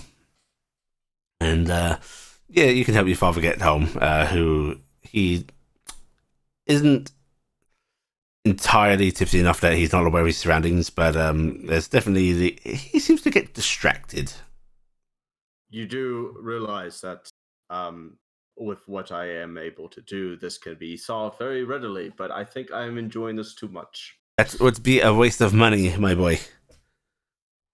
Money? I don't use money for my No. things. You don't pay to get drunk and then wish it away. Besides, I think best when just a little bit tipsy. We should pick up an instrument for Echo. There is a fine music shop down the street, and he's already walking that way. Then let us do that. Right, yes. You go into a music shop, which, if you are willing to buy some instruments for Echo, you can get a well made. It's nothing fancy. Trumpet or trombone or both. Do you have them together as one? The music shop owner looks at you like you're fucking insane. I am insane. No, there's a trumpet and a trombone. As he said that, he rubs his head a bit. Sorry. A trumpet and trombone. And a stand for music and the music. And stand for music and music. Do you want cases? That would be handy. Okay. All right. You said he looks at you like you're insane, and Corvus responds. Right. You are able to go ahead and get. If you spend about 50 gold, you can get Echo some nice starter instruments. All right. Good. And heading home, there are more distractions along the way. Oh, we should get some of this street meat. Oh, I need some paper. Hang on, let me pop in here. We do need to write down those notes. But eventually you find your way home, and your father starts to. He goes ahead and actually starts writing immediately when he gets in. And it takes him a little bit because he is essentially writing down all of his co-workers and so on. Mm-hmm. He's getting little notations of didn't get along with, valuable insights, that sort of thing. And it seems like a bare couple of minutes. Echo completely fine all the way. Didn't seem to show any signs of intoxication. But as Al was writing, he turned to talk to her, and she is passed out on his couch. Do you mind if Echo spends the night? Oh, no, of course. Do you want to spend the night? I could. Yeah. Yeah, that's fine. Good. You can take my bed. I shall find a bed. I should buy more beds if you are going to be guests here in future. I hope it doesn't take up a very valuable room. His notation now has buy a bed on it. You need to have that on your own notes, Father. Oh, well, I can copy these later. All right. And eventually he just hands you like You're not gonna have your poor father sleep on the floor, are you? No. your poor father, who has a younger, fitter body than you do. That's fine. You just give him a sleeping bag. There we go. That's the word I'm thinking. And I have you are already. handed 4 sheets of paper, Okay. and they are rather packed, organized, but packed. Like your father writes rather quite finely. Names, locations. I do not know of what use any of them will be, but that is more than you have now. Yes. That is. And I can go about getting further information after this. Good. I am going to go and make a sandwich. Okay. And don't worry about the bed. I can lounge with Elko on the couch. He just claps you on the shoulder as he heads to the kitchen. A couple of taps of well ready to go, boy, and Everyone's proud. and you get the old. Do you want a sandwich? No, thank you. I'm good.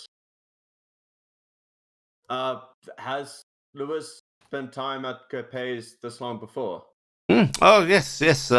You stayed the night quite a few times as well. I do hope things settle out for them. Of course they will. They care about each other. They just do not know how to act. It'll work out. Yeah. That's the Adderlass, isn't it? He comes back in holding a very messily made sandwich and goes, yes, well, even in the good days, we were bad at communication. Well, it took the bad days to make us see things. So, hopefully only good days ahead now. I hope that fully. And if not, you'll have each other. And he takes a bite out of his sandwich, then he holds it out towards you as you want a bit. Corvus's face wrinkles up in disgust, but There's the little, just the tightening of the corners of his eyes, that little hidden smile. Yes. Don't let anyone know. Bites into the sandwich. Mm-hmm. Oh, I'm sorry, I know. Did you want your crust cut off? Oh, God. 9. And he'll sit down with you, and you can tell he's not long from sleep himself, but he does chatter with you a little bit, rather inane topics. Yeah. But soon, both your father and Echo are passed out. On the floor. Corvus will take Aldo to the bed. Okay. Lay him down, and then he'll just prop up Echo and just sit in the corner of the couch, let her rest in the lap, I guess. Okay. That will be your night, Corvus. Sure. Okay. Do we have Toby back? Yeah, I've been back. Okay, cool. Right. Yes. Cassie is led down these stairs. Which down into Goblin Town. There seems to be sort of panelled stone here. And every 5 or 6 of these meter wide stone slabs, one of them is aglow. Just magically enchanted itself. Not bothering with sconces or such. But eventually it levels out into a large chamber. There is a little bit of dampness down here. It's not complete liquid, but that chill coldness of this is far down. There's a little bit of water that gets in a corner. And there are these aren't all styled the same, but they're an assortment of chests, boxes, little there's even some metal lockers and so on in here that look more recent, but some of these boxes look like they are quite old. And he just says, wants to admire the woodwork, but is resisting. Razio actually glances over at you and just sort of waves his hand. Go take a look if you want. You won't be able to open them, but you can I know what you're looking at. Go on. Cass smiles and happily trots over and starts inspecting boxes. Yeah, Chest. go ahead and give me a investigation roll with advantage based on your woodworking abilities. Let me see. Gotta find my character sheet. Investigation with advantage. Investigation. Okay, so this one chest appears to be of a Emorian style. Looks like it's about 3,000 years old, give or take a few hundred years. That chest over there, that has to have come from Tarnstead. Bit younger, only about 800 or so, you'd think. And you start to realize, yeah, there's a lot of time span just in this room. There's a lot of history in here. Yes, quite a bit. There's a catalogue of adventures, misdeeds, identities. Yeah, because I'm looking at this, and you were in Amorian territory 3,000 years ago. It's been that long. I think maybe a little bit less, maybe a little bit more. Great, you're making him feel old now. Yes, well, And that one, as she points over to one, you were in Talon's lands. I have been to about every land on this sphere.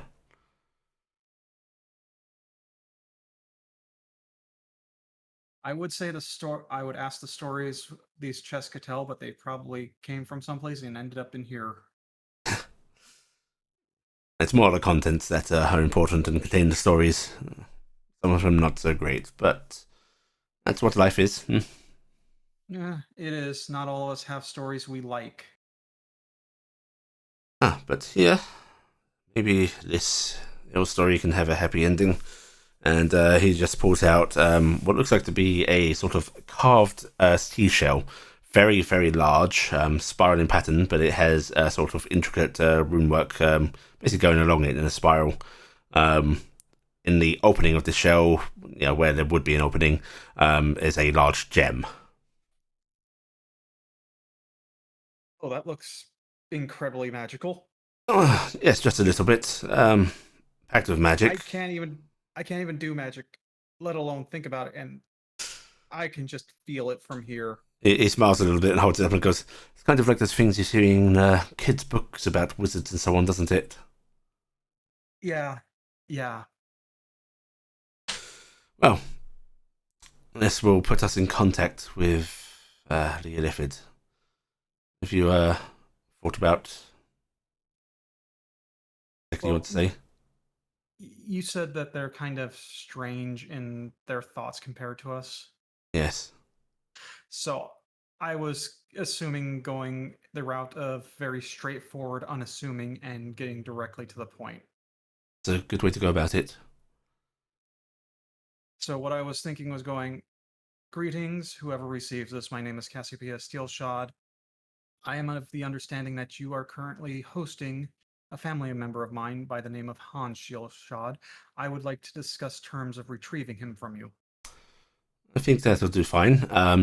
Perhaps meant that you are willing to trade. I know terms kind of implies that with us, but with them, a little more blunt on the matter. Yeah, but still, like I said, straightforward. I want no ambiguity. I don't want there to be any assumption or miscommunication. In that case, I would amend with terms of trade. They will see this as a transaction. Trade. Okay. And I will... How do we do this? Well, first, let's get back up on the surface. The warding in here will make this a little difficult. And he'll just lock this one chest he pulled it from back up and sort of beckon you to follow him. Cass is trying to peek real quick. Go ahead and give me a perception check. Okay. So Cass. 25. Just gonna say, kind of jealous Cassie got to go see Raz's secret stash. Cassie, what you see in that chest are assortment of items. There is a dagger that seems to be in the same styling as this, like it is carved out of what you think might be coral, and is encrusted with gems as well. Just at the sort of the pommel and the guard on it. There is a set of robes that are very indistinct, but have a slight shimmer to them. If the lighting in here was different, they might actually be a bit more vibrant, but as they are now, it's a bit dull. And there is a symbol in there. Looks like it is carved of, I think stone, might be some sort of volcanic rock. That seems to depict. Actually, yeah. How well does Cass know anatomy? The hoof bone is connected to the leg bone. Mm-hmm. Go ahead and give me a. I just want a straight intelligence check, or medicine if they'd rather. I can do medicine. Okay. Cass, you think that is a strange diagram of the brain. Also surrounded by tentacles that seem to be diving into it. There's some weird items in that box. Oh, yes. Yes. Most of it I'm just not touching. I'm not touching. Most of it's harmless trinkets. Only one other magical thing in here, but history. Right, up we go. We'll follow. Once back up on the surface. Yes. Before anything else, before all this goes south, because that's how things happen around here, around me. I'm going to say thank you, despite all of the misgivings I've had in the past. I want to thank you. He pauses briefly and he goes, "You needn't thank me. This is my fault."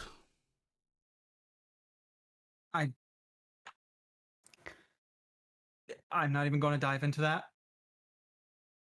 I'm just going to say thank you still. You didn't have to help me. You could have just let me go deal with Scrim and try to go that route.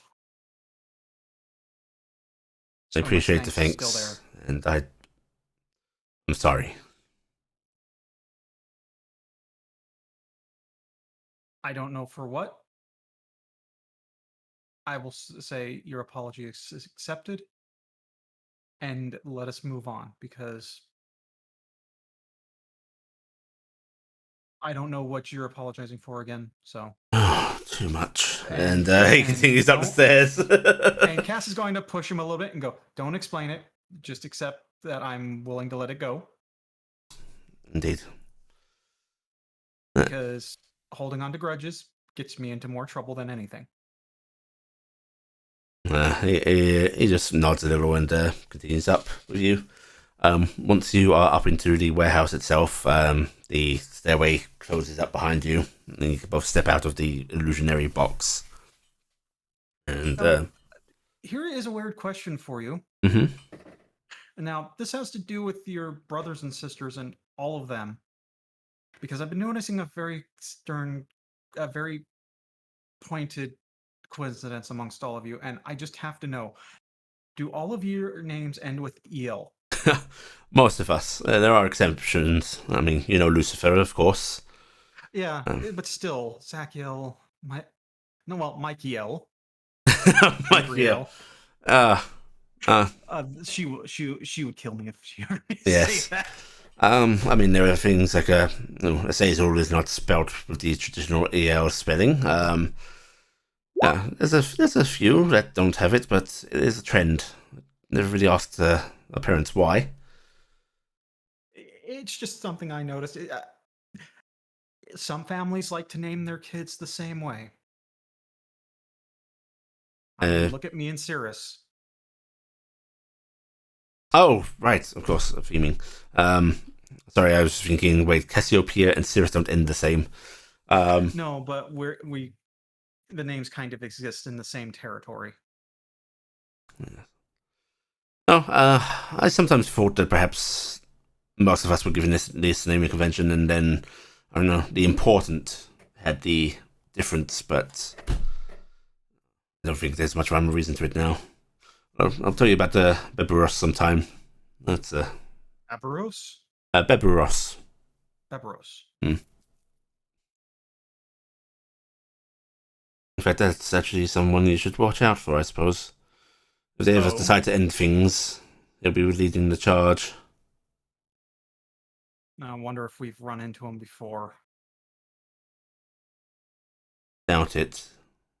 He's not allowed out much. Ah. So, someone we should keep an eye out for and keep plans around to try and convince Tevde to get back into his body. Yes, you'll need somebody like Hefte for that. Right, shall we get this going? Yes. Yeah, I'll activate it for you, and then you do the talking. Look into the gem. Yeah, they'll see a projection of your image on their end. If they reply, we'll see them. Okay. And he sort of runs his hands along this spiral shape, just tapping a few of the sigils on it, and then the gem begins to glow slightly, and he basically just holds it out to you, indicating, put your hands here. Cass will put her hands on it. Okay. So you hold it on with both hands, basically between you and the gem, pointing upwards towards your face, and he nods at you. And I'm going to say exactly what I said before, except changing the one part. I would like to discuss trade terms. Okay. Once you've done that, he looks to you as if like, is that all you want to say? Just wanting confirmation. What was that? Once you've said that, he gives you that sort of tilt of his head as if asking, is that all you want to say? Cass will nod. And then he reaches out, hits a couple of sigils, and the glow stops. Okay. Now we wait. Do they always have someone watching these things? They store these messages. They check them, a few times a day. Okay, well, that's actually smart. Yeah. So having now left them a voicemail, he sort of looks around and goes, shall we... I don't really want to take this out of here. As we sit down. Well, yeah. Cass will sit down and lie down, actually. Get off her feet. And he just pulls out a smaller crate over and just sits down on it. And do you have any ideas in mind about what you might be trading if they don't have a specific request? Not a clue. I have no idea about these people. If it were any other living, breathing being, I would offer them to build them something or try to track something down for them. But like you said, these ones are different. They're tricky people.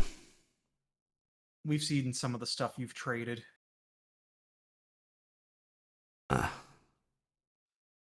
So we have no idea. I have no idea.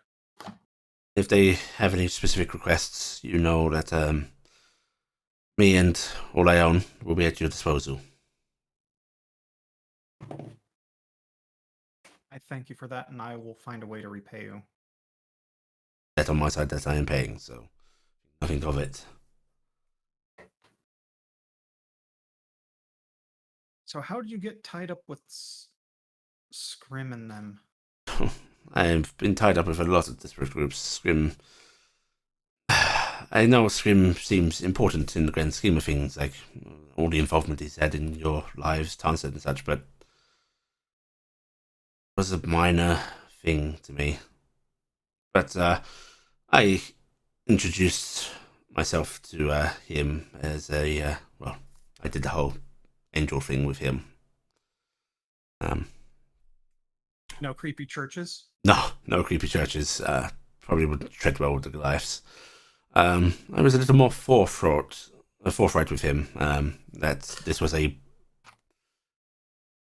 benefit to both of us. That I was there not for his sake, but for my sake, and it happened to coincide.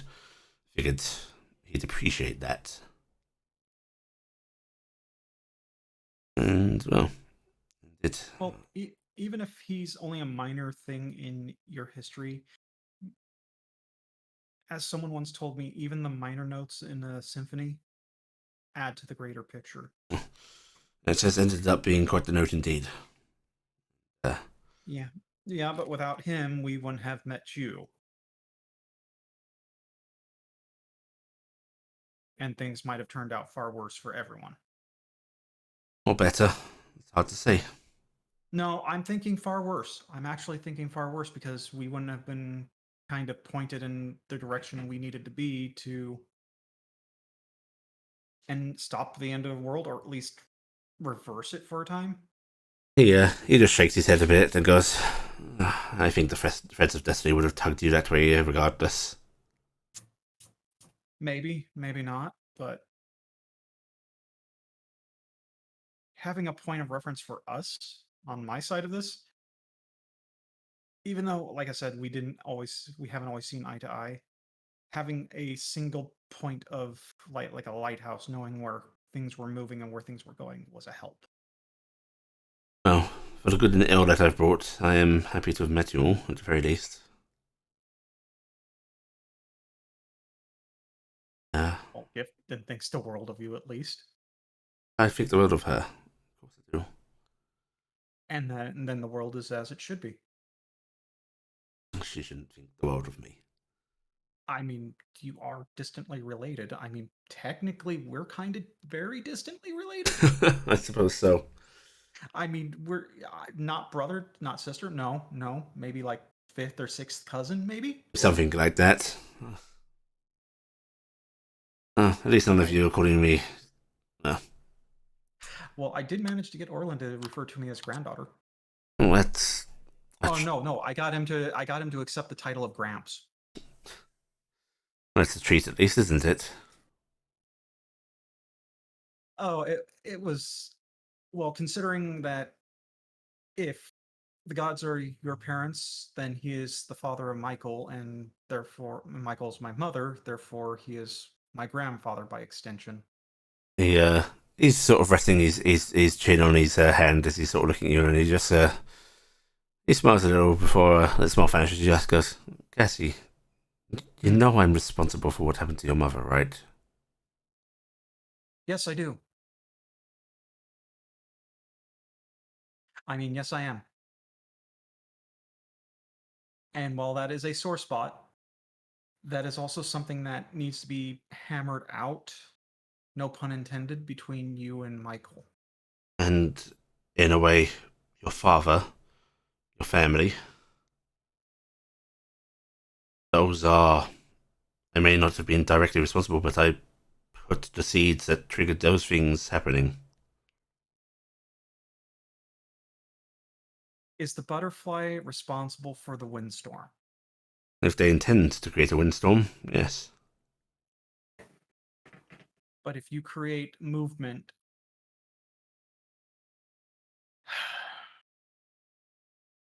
you're trying to do something good for someone else. People got hurt, and it affected me and my family. Does that hurt? Yes. Can I entirely hold it against you? No, because I have met who you were trying to rescue. You were trying to rescue someone who is innocent of anything that people have been told that she did. Her greatest crime was loving her people and potentially being stronger than her parents. He looks up briefly and goes, I hope she never finds out, and I would beg you not to tell her. But rescuing her, it wasn't an act of kindness. I wasn't trying to get her out because it's what she deserved. I was trying to supply a weapon to my father.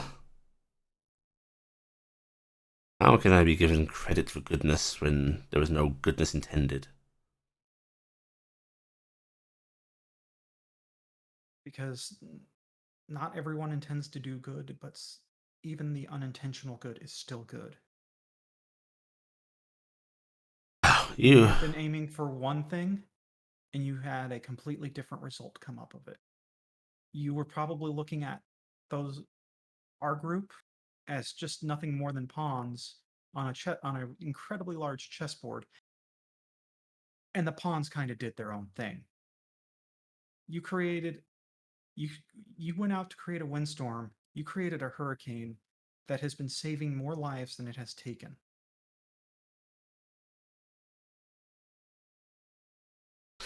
And despite what your body heading in the opposite direction might suggest, you have certainly grown, Cassie. No, I've shrunk. Well, physically, that is very true. Oh, that was so my fault. But I'm never telling Gifton or them that. Speaking of Gifton, you know the fate I'm heading towards, right? Yeah, I do, and we still have time to stop that because, And I'm sure. Frankly, I'm going to say this: I can see you with wings. I can't see you with horns. Oh, I could pull it off. I once wore a very lovely headdress that, oh, you should have seen the length of them. But I have no doubt that you will all try to help me, and I certainly pray that it works out. But if it doesn't, I don't know what it will do to me, and I know Gifton cares very deeply about me, and I need to make sure that somebody will be prioritizing her over me. You understand? A lot of people prioritize Gifton over everyone else. Gifton is a force of nature. If I ever try to hurt her, I'll slap the shit out of you. You give Michael what she wants. You both take care of it. If push comes to shove, I'm not letting you get shoved into that deep, dark place.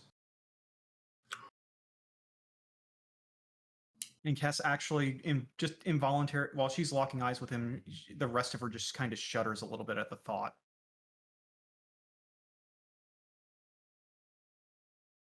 I'm not letting you go down there. If push comes to shove, Michael might be up for some one-on-one vengeance, and I hate to say it, we might come up with a way to put you in a sword for a few years until we can find a holy site that we can restore you to normal.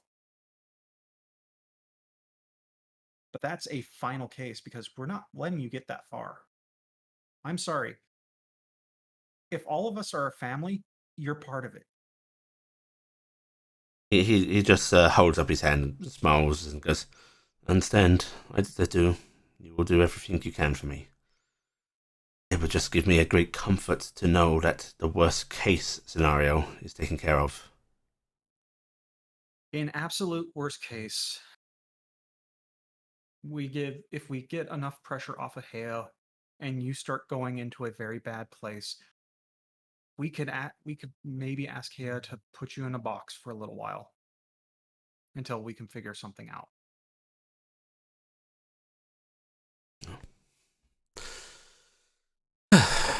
I'm not going to let anyone. We can't let any more of your kind go down there. That place is a horrible, horrible place. No one deserves it. And there are people down there.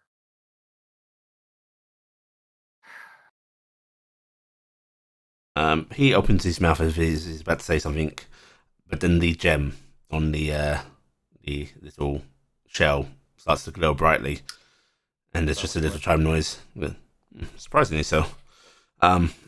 Get into position, hold it again, or get the runes going, and he just taps a few things on it, and as you are holding this, a projection appears, and you see a figure quite tall, with this sort of strange, not quite slimy but slick skin exterior, large head leading down into this strange tendrilled mouth, unnatural eyes, wearing robes but the hood is down as if like we are exposing ourselves to you.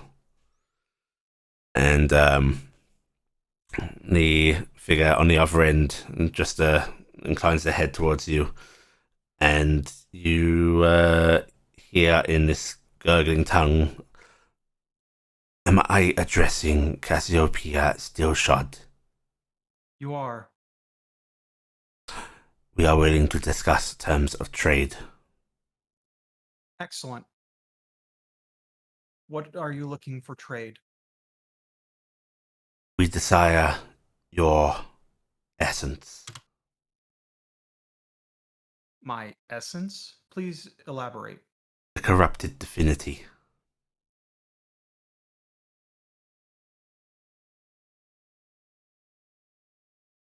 That's locked away in a very deep and dark place.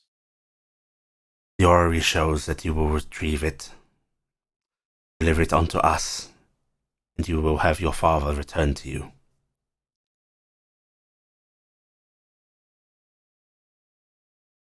May I ask you another question? Do you have any further members of my family? No. The orrery shows Thank you. that the father would be enough to facilitate this trade. There is a grimace on her face. And you want me, shall I contact you via this one? Should I be able to retrieve that? Yes, we will arrange meeting. Very well. They just incline their head again, and the transmission ends. Cass will nod and hold it out towards. He just waves his hand. Bag of holding. Keep it What's in the secure. bag of holding? What was that? He says, keep it secure. I would say keep it here until we can get what they're asking for secured. Did you hear that? Yes. Oh, that's going to be fun. I don't think there's a way in there. We need not necessarily get in, just get it out somehow.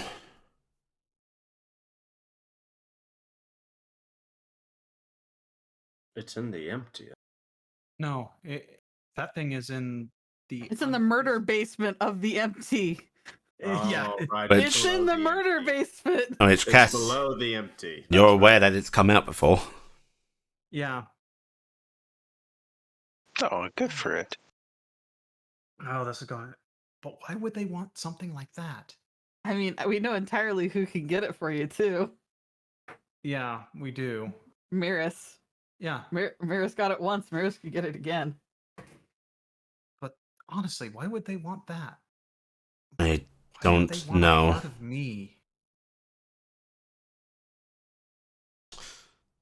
If there is something important that involves you in the future, and that will be connected to it, or that you are simply a means to get one of these things, and they don't care what it is, neither is a particularly pleasing prospect. No, it isn't. And something that's even more distinctly displeasing is they may have had more of my family and either ate them or took them.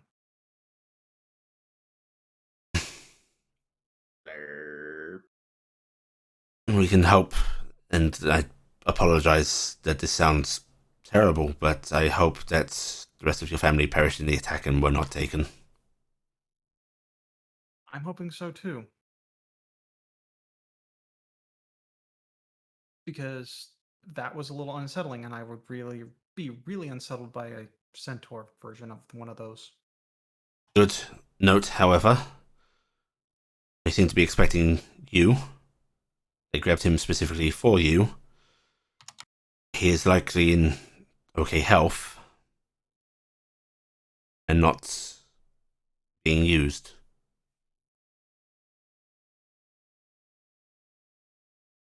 Right. So we've got to figure out a way to get down there. I mean, as far as I know, there's only one person I know of who can do that. It all comes back to my father, doesn't it? It does.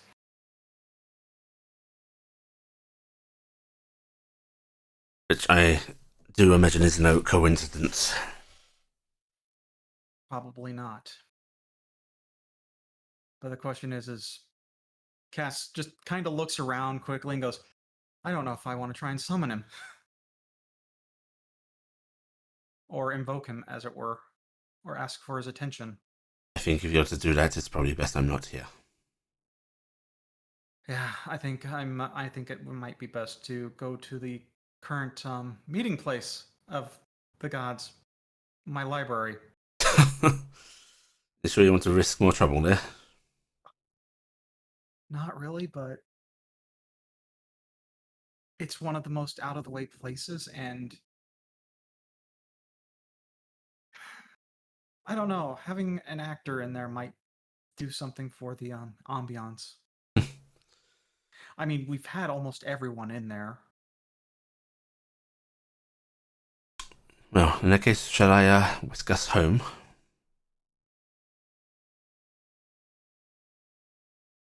Yeah, I since no one knows I'm in town, I'm not going to go visit anyone right now. I Yeah. think we should go pick up Carrick. He's a big boy. He can make his way home. Yeah. I thank you again, Raziel. I do appreciate the help. Yeah, he nods, of course. Yeah, you may as well use the official guard post circle rather than me drawing a circle in here. Yeah. And But there is one other thing we should do before we leave. Oh? Talk to the guard about Grumph. You're still concerned about that? I honestly am, because it concerned Michael. Okay. Let's do that then. I mean, you know Michael better than I do, but honestly, they seem genuinely concerned. He nods and Or if you want, we can do a walk by his place, and you can take a look at the wards to see if you'd be concerned about it. we can go by. Right. The two of you can head by way of Grumps. Going by, Raziel does seem a little curious, like he sort of regards it and goes, I'm just going to pop in to buy some supplies. You wait here. I'll hang out here. Oh, and if you can, see if he still has my blood floating around. Want me to buy your blood? It was in regards to a trade yesterday, but if he's doing something bad in there, I'd rather him not have a hold of that, because I've heard the horror stories. Okay, well, I'll see what I can do. And all right. Yeah. If you want, I can meet you at Millie's. Or are you just going to be a moment? Yeah, just a moment. Okay. And I'll stay away from the windows. He pops in, and he's only a few minutes.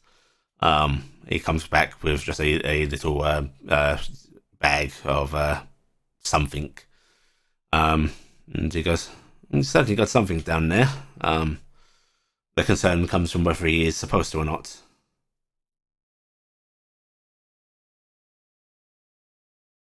No blood, I'm afraid.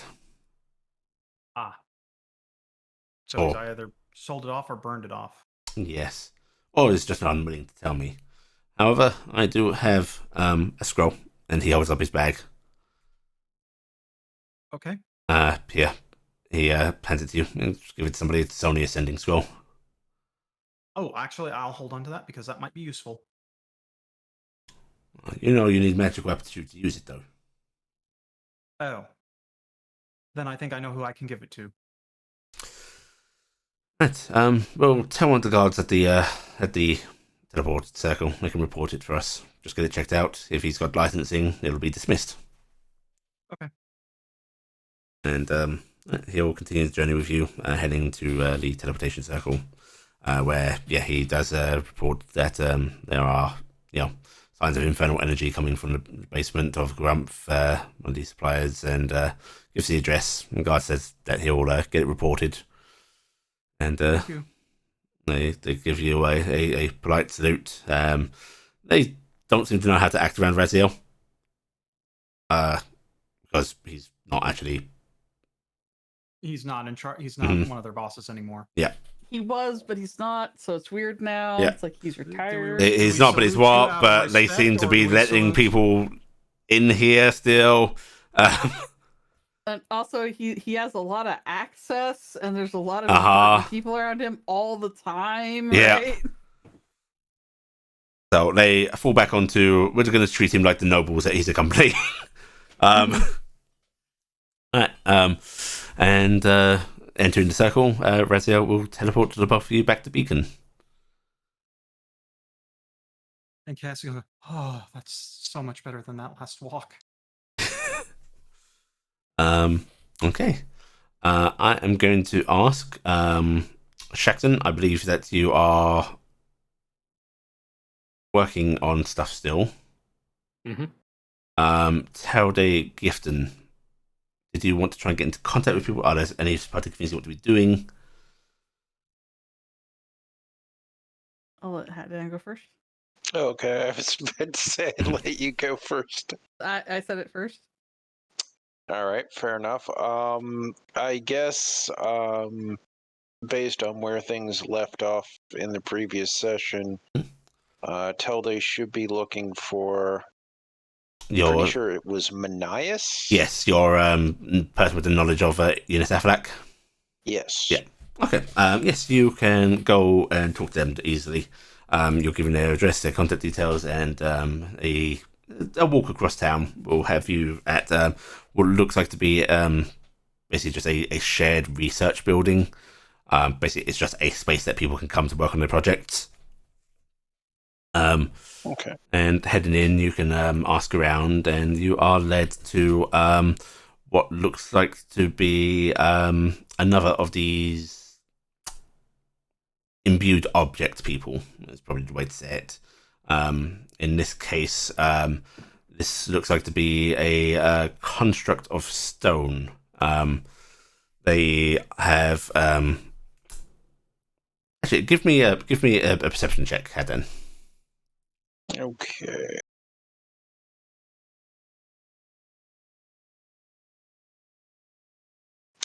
Right. Evidently, I forgot my alphabet. I kept looking too low. Okay, you're watching this construct of stone, which it's a very humanoid form. It's not bulky; it's human, very well polished, smoothed out, but definitely a sort of some grey stone-like material. However, as their hands are moving, they turn towards you. You can see the ever so slight peaking of bone from these stone fingertips, likely, allowing for magical energy to flow nicely still out through, no obstruction by the stone body, which suggests that they are a skeleton contained within this stonework. Interesting. It's different from other people, which is meat containing a skeleton. Yes. And they actually look a little surprised to see somebody standing there, and you hear this soft grinding as this mouth opens, and then just a voice flows out almost magically, and just goes, "Oh, hello. Can I help Greetings. Yes. Are you Manias? I am Manias. You are one of the newcomers? In a sense, I am a visitor at this time. Welcome. Well, why have you sought me out? I'm not a guide. Oh, that is no problem. I am actually seeking knowledge about my next destination. Are you not staying here? Or is it knowledge of here that you want? I'm probably the wrong person for that. It is unfortunate, but I will need to leave here somewhat soon. I am looking for knowledge about Innis Affleck. They straighten up a bit, and you see there is a sort of lighting up at their eyes and go, "Oh, in that case, you have come to exactly the person you need. You're going to Innis Affleck, you say?" Well, yes, that is correct. In that case, what purpose, may I ask? We are seeking people there, but any knowledge I can gain about it. Who you're seeking? A native? I have many details on them. Or you're not going after one of the Hexenreich outposts there, are you? I may need to go to the Hexenreich outpost, but that is not why I am going. There is someone I believe fled there at some point several decades ago. Not a native. Are you aware of the location? I am not at the moment. So you wanted to come into contact with a guide there? That would be helpful, yes. Oh, in that case, here. And they actually start to, they open up some trunks that they have that just seem to hold an assortment of scrolls, journals, and so on. They start pulling things out and going, right, what's your means of travel? Are you going by boat, airship, teleportation? What is... I believe we may end up with teleportation, although airship...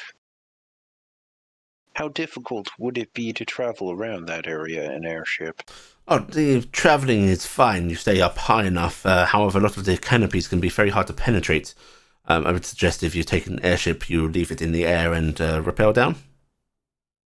Or short-range teleport if you have those means. However, I do not suggest blindly descending into the canopy. The predators there can be quite fierce, let alone the flora. You brush up against the wrong tree, suddenly you'll be in agony for weeks. Although I imagine you will be quite immune to such a thing. Yes, unfortunately there are others that I must consider who are less fortunate in that regard. Oh, you're a companion of the flesh ones? Yes, that is correct. Oh, you've been the talk of the town.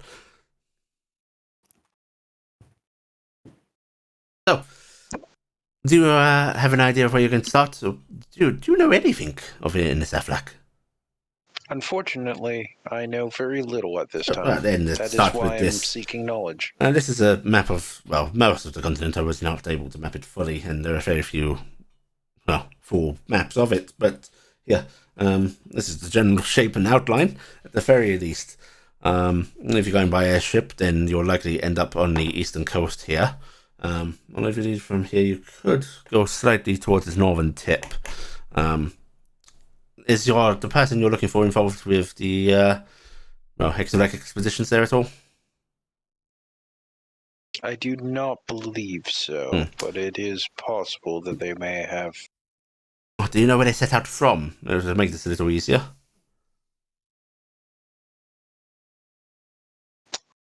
Pensive for a moment. If somebody can help me out, if there is more knowledge, but I honestly can't remember us knowing much more aside from they probably are there. That's about what we have. Mm-hmm. Okay. Yeah, that's the last place we know that they're there. Wait, that's what Eliza von Usklas told us, and that's all we have to go on is that they're on Enos Aflac, basically. Yeah, so Usklas told us that not her is there. Got it. Mm-hmm. Her or not her, one of the two.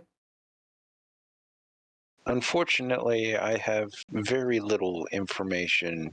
As far as I know, they had some level of origin from Hexenreich, but this was several years ago, and they may have come from magical means. Okay. So they could be, and they just sort of like point around the entirety of the map anywhere. Unfortunately, yes. Perhaps I should just give you general information on survival there. Let us start there, and perhaps knowledge of cities or important locations, places that may be useful for finding information. Cities. Cute. I'll tell you about some of the friendlier natives. Let's see. That would also be quite helpful. Are you a good note taker? I'll pull out my book. Yes, although I'm not entirely sure anyone can read what I have written. Oh, as long as you know it, that'll be fine. It did say anyone.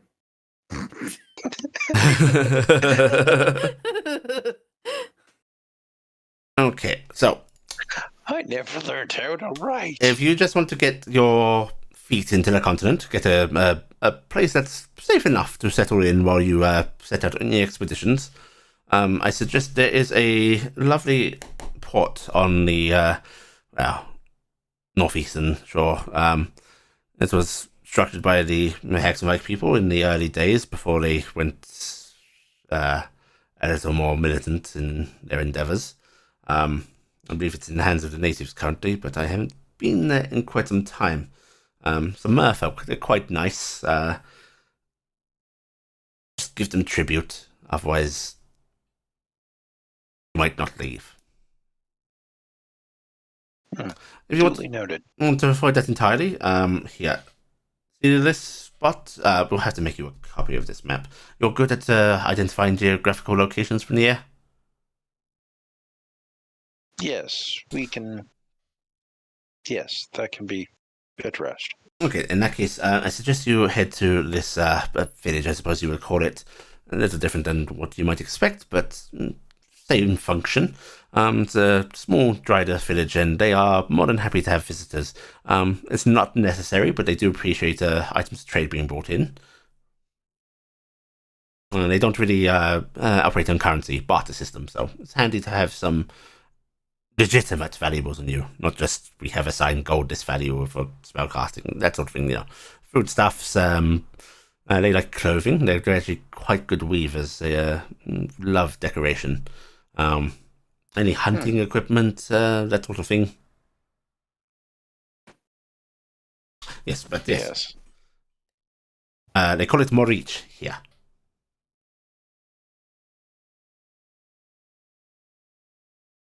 Sorry. Is that in their native tongue, then? Yes. You... Oh, wait, hang on. How long has it been? When was my last visit? And they start pulling out journals. I did not mean to cast any doubt upon your knowledge, but I was wondering. Oh, no, question. this is it's understandable. Contacts there. It just occurred to me that they might be quite old or not actually alive anymore. Yeah, 50 years. They've got a decent lifespan. Yes, if you go there, try and find Nula. Oh, here. Grab the stack of parchment for me. Of course. And they'll take it and they'll start scribbling it down with some paper, despite having asked you to take notes yourself. I am still taking some notes, but sparse, quick, like a person at a lecture. Okay, so you want to find this person? Yes. Right here. I'm not going to copy down the entire map onto this paper. That would take ages. Although you're welcome to stay and do so yourself. When are you leaving?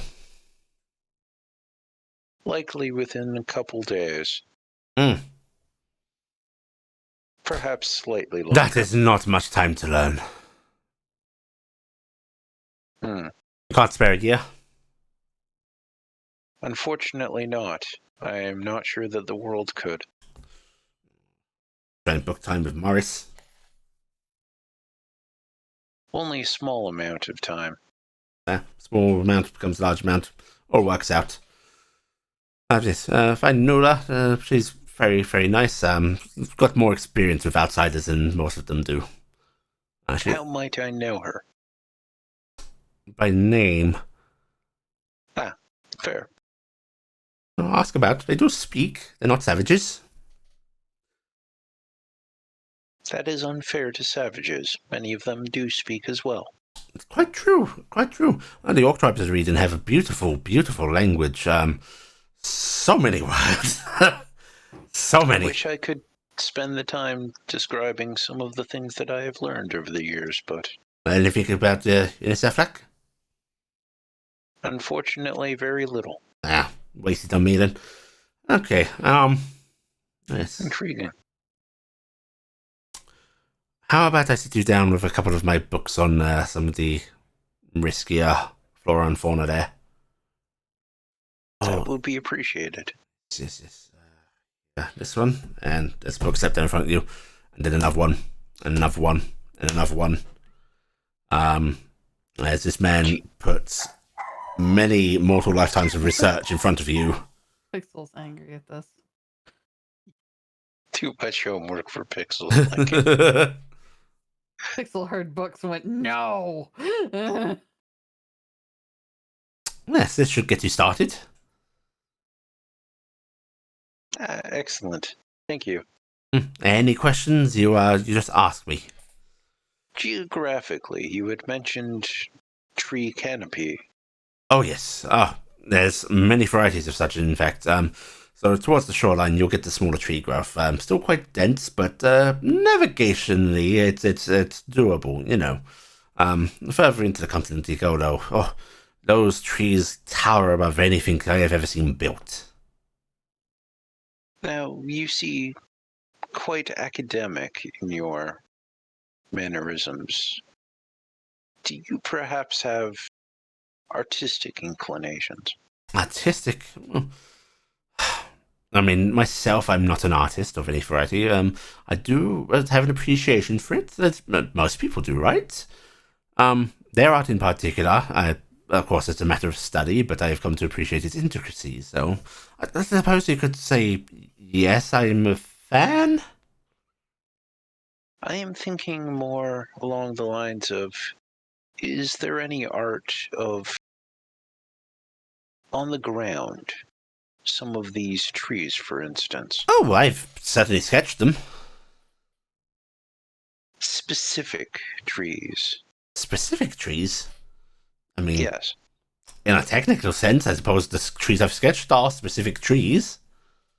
If you're wanting to know about any of the famous trees, I mean, they've got a whole cultures built around trees. Yeah, 1 second.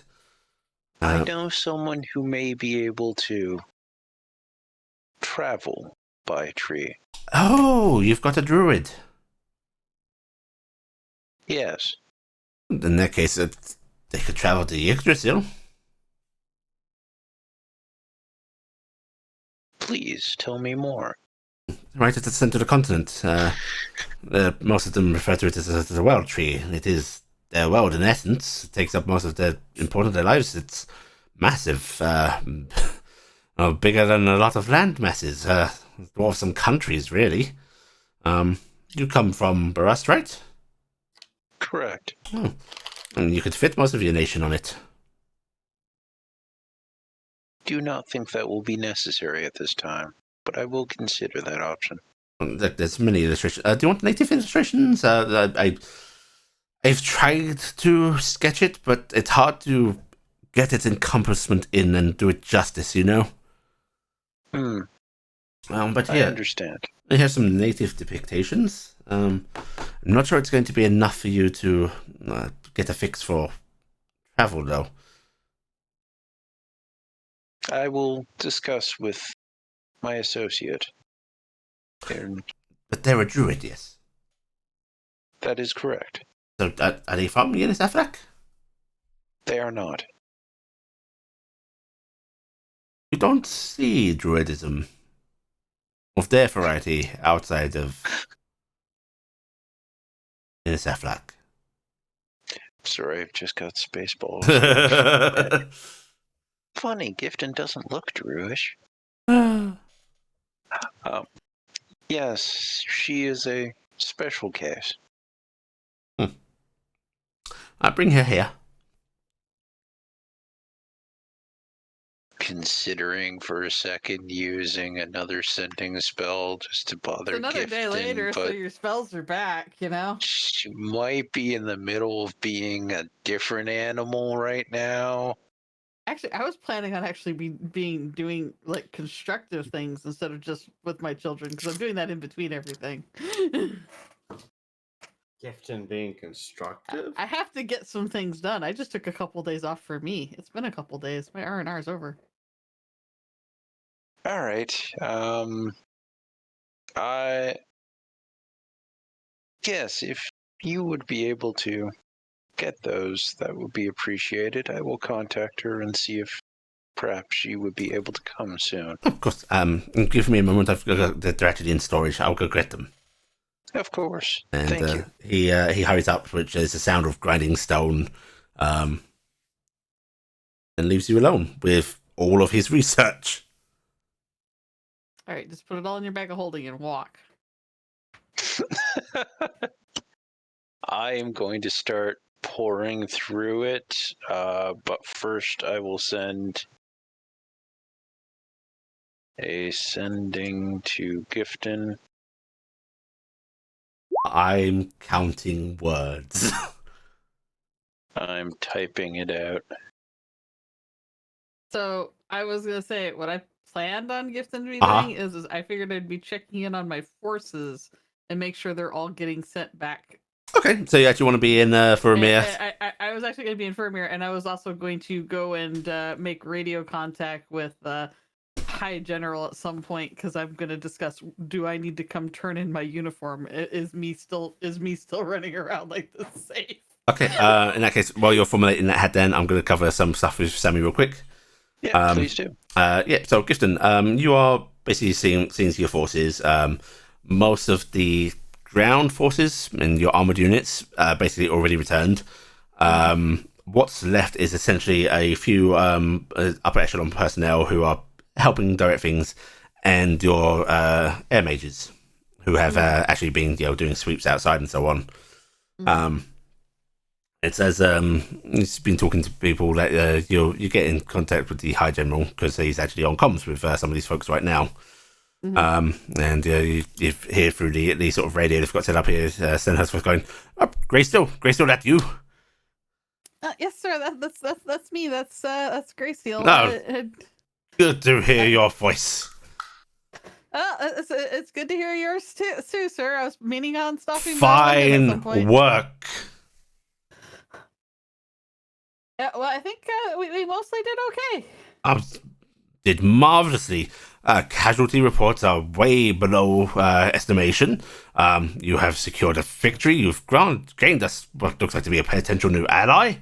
It's marvelous work. You pat yourself on the back. I can't reach that far, sir. Oh, I'm in trouble. Have your boy do it then. Okay, I'll have him do it later. All right. So when do I come turn in the outfit, sir? There's a moment of silence from the other end, and it goes on long enough that one of your aides sort of reaches forward and just checks that the signal is actually still going through. Pardon? But you can't have me running around as a general everywhere. That's probably not safe.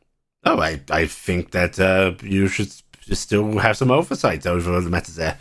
Part of the negotiations for this continued friendship with Faramir. We're going to leave our images there for now. Oh, all right. I was going to ask about I'm going to discuss leaving my airship for them because I think they might need it for gathering refugees on their countryside. Oh, that's your property. That's not even our.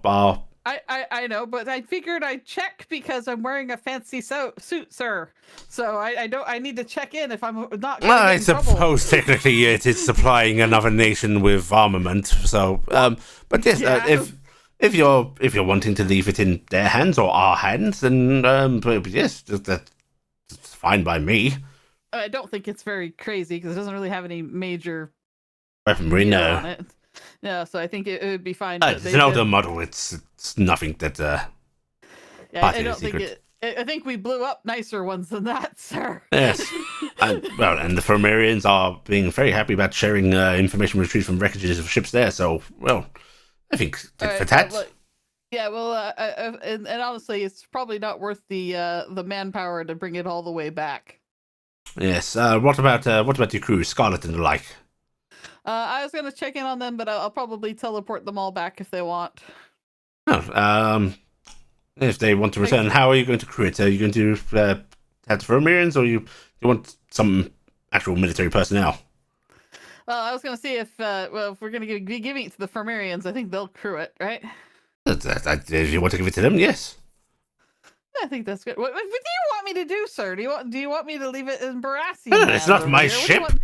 I'm going to give it to the Fermarians, Right, sir. good. Will be their Decisive. problem. I like it. All right.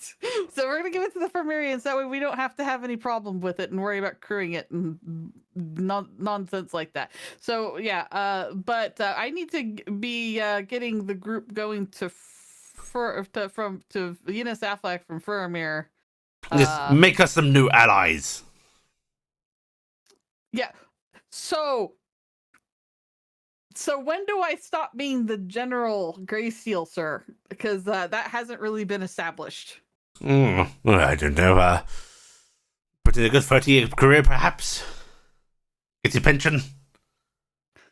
Ugh. Well, you can quit, you know. Oh, that's right. James quit, didn't he? I could do that. James, are you sure you want to follow in that footstep? You could have a long career ahead of you. You could gun for his position. I live very far from Winden, sir. No, there's a small detail. I've seen you and your blinking back and forth across the country. Uh-huh. Also, I'm pretty sure I terrify most of these poor fellows that actually know something about being in the military. Ah, good.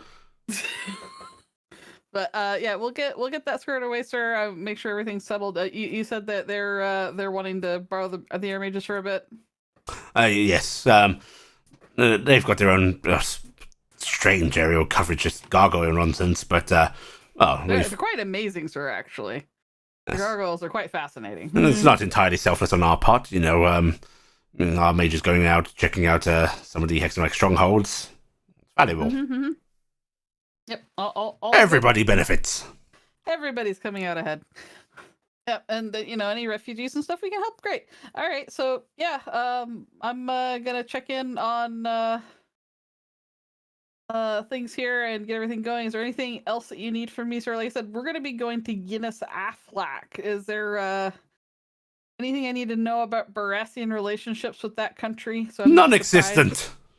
Non-existent, so they don't even know us there. Beautiful. Oh, and I'm sure they know of Barras. There's probably been a few civilian vessels that, but our presence, no. Okay, good. So make a good impression.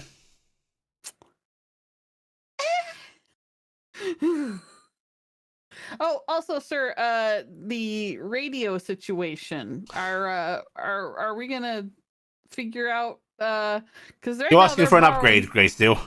No, I'm asking for a next one because I'm assuming I'm leaving this one here. Oh, that is a very good point. You finagled yourself into an upgrade. Very cunning. You seem to be enjoying this entirely too much, sir. That's delightful. You're certainly setting yourself up to be my replacement when I retire. Congratulations, Listen, General. You should know how grumpy this has made some of the other officers. You've come in, been promoted directly to this rank, and then won one of our most glorious victories in recent years. Marvelous. Do you want me to bring back a scale from the first dragon for you? Yes. All right. You put that in your office. God, yes. Yes, very much so. Bring me a few of the coins, would you? Oh, of course, sir. I'm pretty sure I can. I've actually been buying and trading here, and I don't recognize any. See if they have any particularly good ones. I don't know what the good ones look like, sir. Ask somebody old there. I have That's everyone, sir. Why don't you ever come places like this? You could totally get some really cool coins. They've got one of those seats of commerce or whatever they call it, right? Oh, yes. He's amazing. Let's see if he's got anything particularly. He should know his coins. He thinks that he isn't. Oh, they've got knowledgeable people. Surely they've got someone that's like, my passion is coins and I have died for it. Some nonsense like that. Yes, sir. I will definitely. Casual racism. This is an order from your general. Give me some good coins. Please give them. Remember, remember, I have some for him already.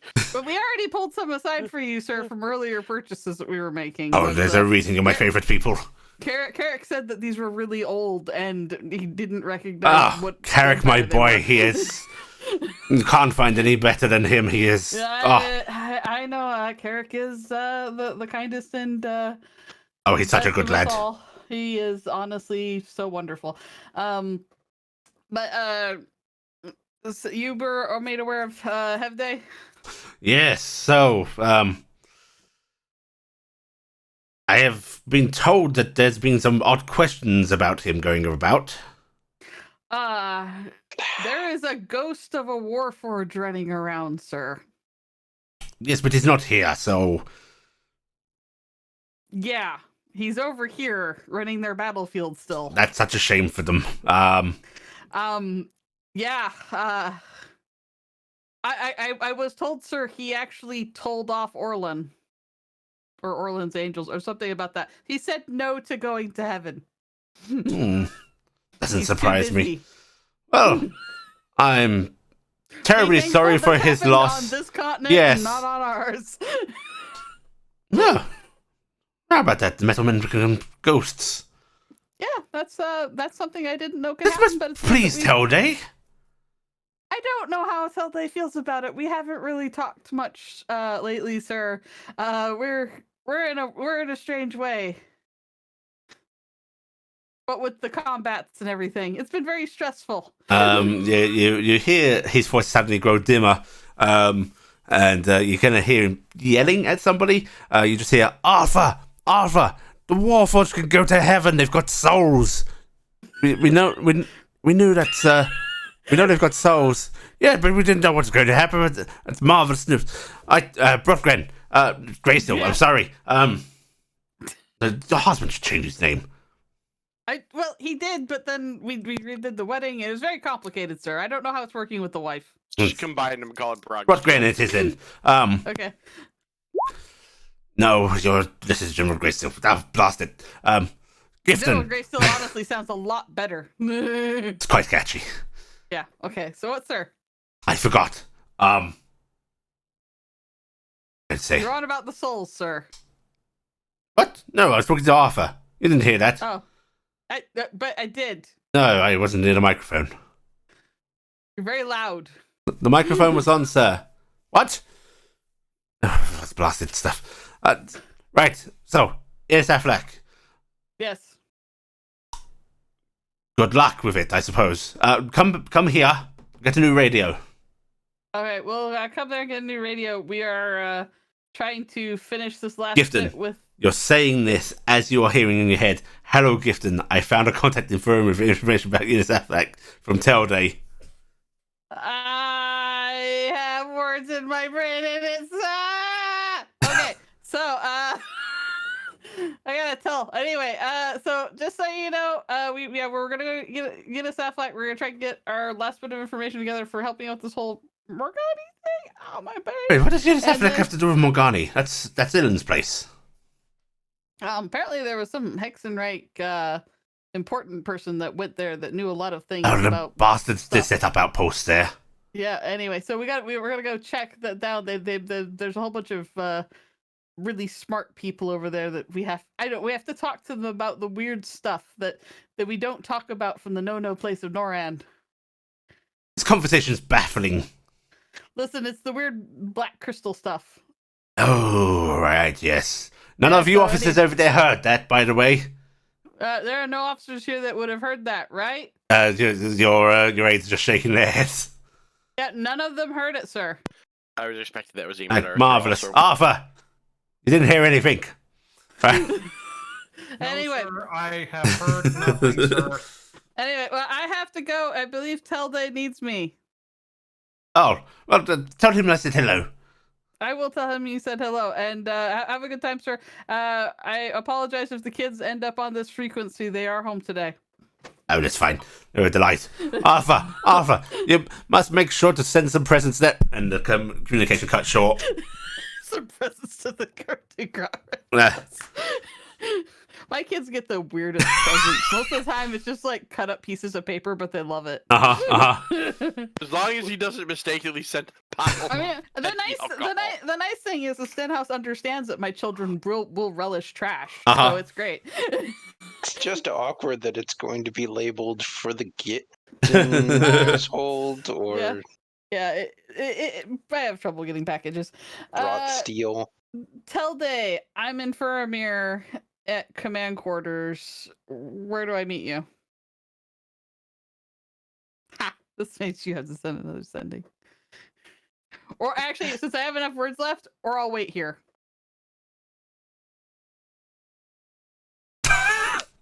I'm going to continue reading whatever paragraph I was reading. Mm-hmm. Take a couple notes.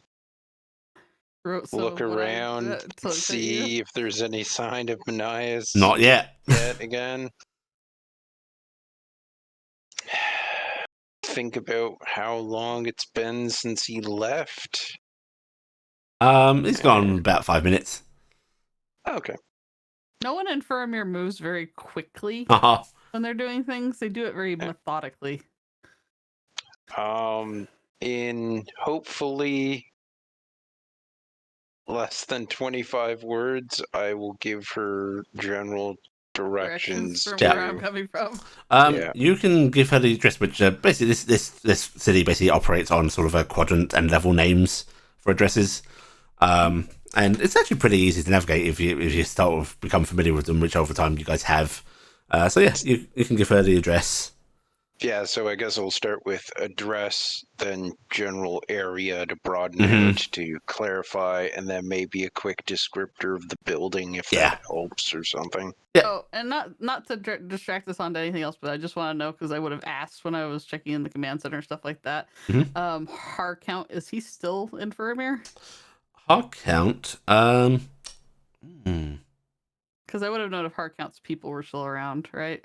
Yeah, Harcount's people are still here. Okay, I won't bother anything on that. I just wanted to check because I will keep Harcount in my brain. All right, well I'm gonna head as quickly as I can to where Telday is. Okay, all right. You head. By doing that is I will use my fastest movement speed. I am going to change into a pseudo dragon as is my secondary form and fly that 120. Oh, Dingus is so excited. Yeah, we're gonna race. Yeah. Dingus doesn't know where we're going, and I vaguely do. Right, so it takes just a bit longer to get there. And it would have hurt walking, as pseudo dragons naturally very distractible. I think it's like, no, we've got this race circle. Also, it doesn't help that everybody in Faramir that sees 2 live pseudo dragons flying by is like, come here, here. Oh, yeah, you actually receive plenty of pets and scratches along the way. Oh, this is the best. Yeah. You watch ghosts try to. You watch a ghost actually wail in mourning of the pseudo dragon they used to have after having interacted a bit. Yeah, we have a hard time getting there, but we get there. We get there. Before they get back, the lovely stone gentleman does arrive, carrying a couple of. You realise, okay, this man must actually be very, very strong, as he is carrying a couple of really fucking big boxes very easily, and it just sets them down. He goes, right. I was not sure where they were, so I have just brought the couple of cases I think they might be.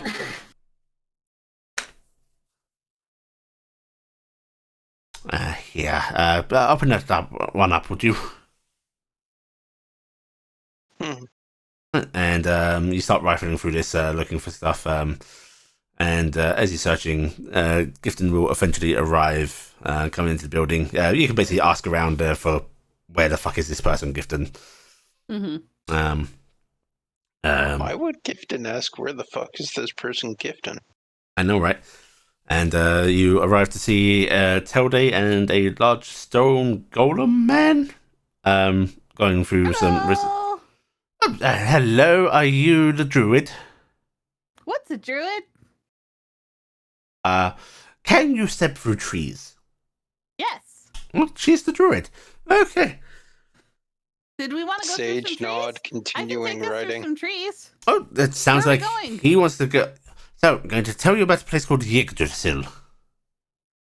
Yggdrasil. Mm-hmm. That sounds great. Yes. What's there?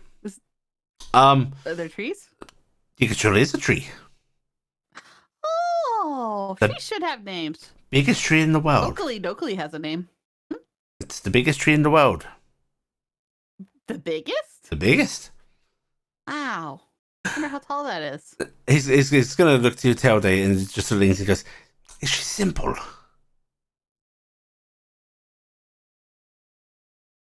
Just continuing to write. Okay, so, do you know your numbers? I know a million. You know a million numbers. Oh, that's grand. Shaking head, continuing to write.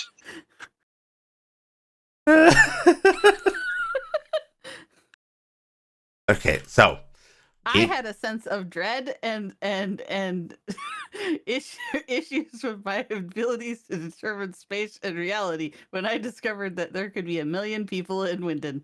That upset me. Nodding head and continuing to write. Tell Dave ruined my life. What's going on? So, your friend here wants to teleport to Yennis Aflac. Oh yeah, we're going there. Ilan said that it would be a really nice time.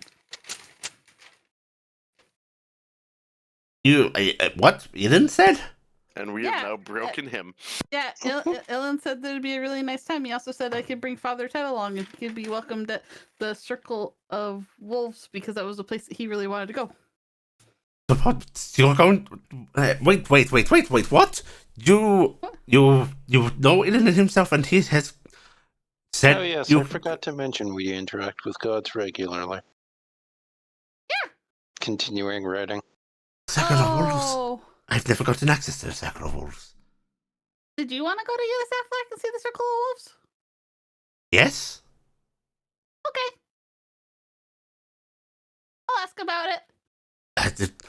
If I can go with you, I'll happily act as your guide. I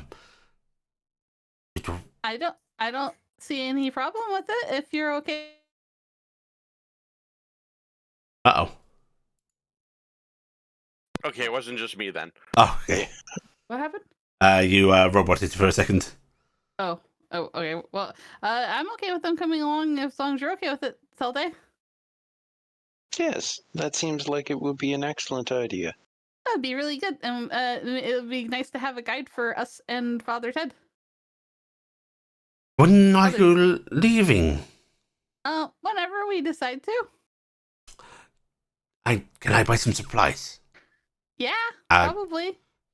Can I have at least 3 days? At least 3 days. Yeah, we can do that. Marvelous. Okay, in that case, oh, okay. This is sudden. I was gonna ask the unicorns where the good place would be to come out at, but do you know any good place? You said Yggdrasil, right? It's well, I mean, I wasn't saying it was a good place to come out. It puts you very center of the continent, which is kind of dangerous as well. It's dangerous because nature is wild. I have a preferred place I like to go. Where do you like to go? It doesn't have a name. It's a rock formation. You can't go through rocks. But what's the rock formation look like? Here. They actually. If you show me what it looks like, I can use magic to find the area. Maybe I can find a big bush or something. Oh yes. That's a grand idea. Here. I've got very, very detailed drawings of this. Here, and they will pull out a what looks like to be a mountainous hill, as if like it's a rocky face all around, with a flat top, and there are a circle of stones on it, clearly like hewn and placed there. Okay, is there so it's very It's quite distinct. Quite distinct. Can I use that information to cast a scrying spell? You can certainly try to. Yes. Yeah, I will attempt to do that. I'm going to cast a guidance on my. Actually, it won't really matter, but I'm going to cast a guidance on myself, and then I'm going to cast the scrying spell. I think that one might yeah, it's concentration. Is guidance concentration? It is, so it doesn't really matter. So yeah, I'm going to do that. I'll just do scrying. Okay. Right. So I'll concentrate on this. scry has to be a creature. I thought it could be a location. Yeah, I think we treat it that way, and I'm going to continue to. In fact, actually, people that know scrying. No, it says in the bottom part, instead of targeting a creature, you can choose a location you've seen before as the target as well. So I haven't seen it before, though. Okay. So I don't know. I think in that case, we're going to use some of these modifiers to basically account for this, going from this reference. If you... Oh, I'll make the roll, I guess. Yeah, you make the roll. Yeah, you can see this. Yeah, you suddenly get a fix on this location. There is not a lot of flora up here. You can shift your view about and give me a perception check. I will reopen my character sheet because in error. Unfortunately, your attempt to scry has put you towards the more distinctive location, which is at the top of this. Yeah. Okay. You don't see much in the way of flora. However, you do see, as you're sort of looking about, I could just cast teleport to get us there. Oh, yes, that will also work. Although, depending where you're going, that can be a little risky. Some of the inhabitants don't like it. And as you're scrying, you actually see the rock circle start to shift. They seem to tilt, lean, and start coming together. Oh, the rock circles are going together. Are they supposed to do that? Ooh. Oh, maybe he doesn't like being scryed on that much. And, It's a they? It's a they, them, it's whatever the terminology. It doesn't much care. And as he's speaking, you can actually see this is forming a rather large stone golem. Oh, so it's not a place really, it's a person. No, it's a place. But it's a person. One and the same. It's a person who's a place? Yes. Huh. And Gifton, you see the stone golem actually sort of reaches directly for where your scry spell is centered. Just like this large rocky appendage, doesn't really end in the hand, just these sort of, pointed rock bits. Holds their appendage near your scry spell, and then you hear a rumbling in your head. Oh, rumble. The rumbling noise. And it's rumbling. It changes in pitch. It has breaks and then restarts at different rates. I think they're trying to communicate. But what are they saying?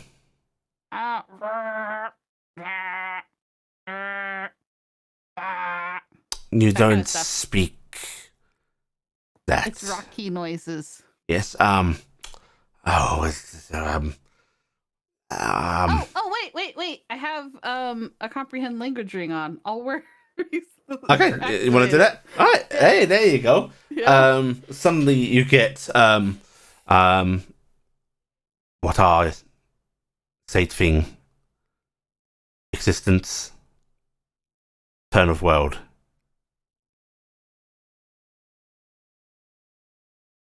What was the second part?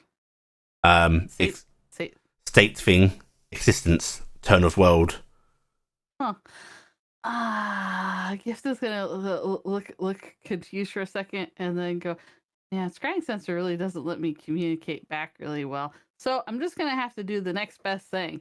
Wish spell into ascending to send it to that thing. Cool. Hi, I'm Gifton. Just looking for a place to come to in the Saflac. Nice to meet you.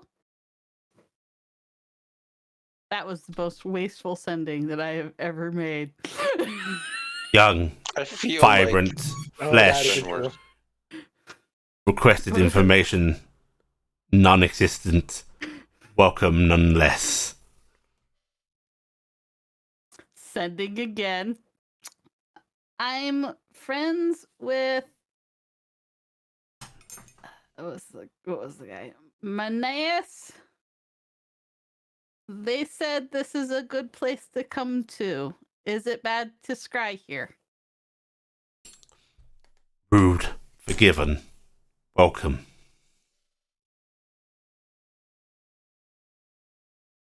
Okay, I've been forgiven, so it's okay. I'm gonna let it dissipate this scry spell, as I have no further conversation. Did Oh, forgiven. That's good. They said I was rude. Yeah, I suppose it's a bit rude. Mm. The first time I went there, they lectured me for days. Oh. Well, to be fair, I didn't know it was a person, place, thing. They're a place. They're actually all three, aren't they? Yes, essentially. Huh. But yeah, I didn't know that that was actually a person or. Did you obtain permission? For what? Go in there. Oh. So the third wish today. That's the Sunday. Good God. Would it be okay to teleport near you in some days? Not sure when. Confusion. Restatement. Welcome. That was unfortunately all my things. So they're confused. I can't actually clarify that for her They're because I don't confused? know what was What did said. they say? I asked them if it was okay to teleport near them. They said confusion. Restate welcome. Restate welcome. Confusion. Restate welcome. Does that mean I'm supposed to say hello again? I think it means that he has already welcomed you. Did he say welcome before? I kind of forgot. Welcome means yes, you are welcome here. Yeah, they did say welcome. Oh, well, yes, then that's permission. Oh, okay. So we got permission. All right. So good. 3 days we'll teleport there-ish. Marvelous. Cool. Great. I'm going to go buy some supplies. Those books there, read through them as much as you can. And then buy. Do I need to talk to anybody at the council for abducting you on a research mission or anything? Oh, I better fit in that form. Yes. Because I know that I could. If you have some sway and could expedite that. I can do it for you, General, if you wish. Oh, good. Good. I'm very thankful for that. That would be great. I can go talk to I'm trying to think of who'd be the best person to talk to about this, because there's so many of the different council members I'm thinking of here. It's probably gonna have to be Luther or Just go to Wilhelm. Sigmund? No, probably Luther. I'll talk to Luther and see if we can get it cleared. Or would it be Sigmund? You live here. Which one is it? I don't know. I didn't know who looked at the forms. Did you find out Otto gets all the forms no matter what it is? He just likes to stamp In things. fact, I'm pretty sure the council doesn't look at the forms. Who looks at the forms? I don't know. Whoever's in charge to look at the forms. I know where I filled them out and dropped them off. All right. Well, you need expedited circumstances. Yes. Let's see if I can get Luther to help with that. All right. So you're coming with us as a guide to Guinness Aflac, so we know where we're going and what we're doing. And this is gonna be really funny to tell Iln about later. All right. So goodbye. Goodbye. Oh, General, are we taking the airship? No. I was donating that to Furamir. Ah, you may wish to speak to Captain Scarlet. Yeah, I was gonna go do that, but I kind of figured that her and her crew have probably eaten enough of both of our platinums. And I doubted that they would probably want to make the trip to Unisaflak because I didn't really want. That's a long way by airship. They seem willing to go wherever as long as they are paid. Well, if maybe they'll be willing to take some pay for staying behind and training some people to use that airship. That is also a possibility. I'm sure that the council would accept that. Maybe. I am quite sure the council would accept an airship. Well, I'm sure they'll accept the airship. I think that they would. You know, there's been some people that don't quite want us here, and I understand that. Well, not you, I guess. I mean, everybody wants the Warforge. So. I have been speaking with Counselor Annalisa as well. Oh, how's she doing? She is not happy with this current situation. Oh. Still trying to write at the same time. Right. Well, I'm interrupting you two lovely folks. Me and Dingus will be going to talk to Luther and go talk to the airship people. Have a good time. See you later. I'm gonna. Should I contact Carrick or Corvus to come here to learn more information? Maybe. Well, I knew today that Carrick was doing his thing. You know, Carrick. You know, I was going there, and I have to go to Winden.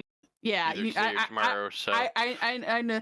Carrick's kind of got some important family stuff, and I think Corvus was finally going to spend some time with his family. I suppose if I'm to come with your guide, you needn't learn all of this so quickly. Well, Do you know anyone who knows the language and can teach them? Yes, me. Excellent. Would you be willing? Oh, yes, certainly. I'd love to teach somebody the language. There was a suggestion that we may speak to Morris and enlist his help to speed up. Oh, I learning. have something interesting. I understand that in Unisaflak, they don't have coins. No. They instead engrave things in like tokens and do promises, right? I have a wooden promise, and I hold out my coin. Oh, may I? Yeah. They take it very, very delicately, and they look at it, and then they look at you. They look at it again. How did you get this? It was a present. They suddenly, really, really carefully set it down on a sheet of paper. That sort of movement of I don't want to mar this at all. You should be keeping this in something very secure. Why? This is a favor from the Fae there. And this is not any Fae. This is the depiction of an archfey. You see these carvings right here? This brush. You could get anything there.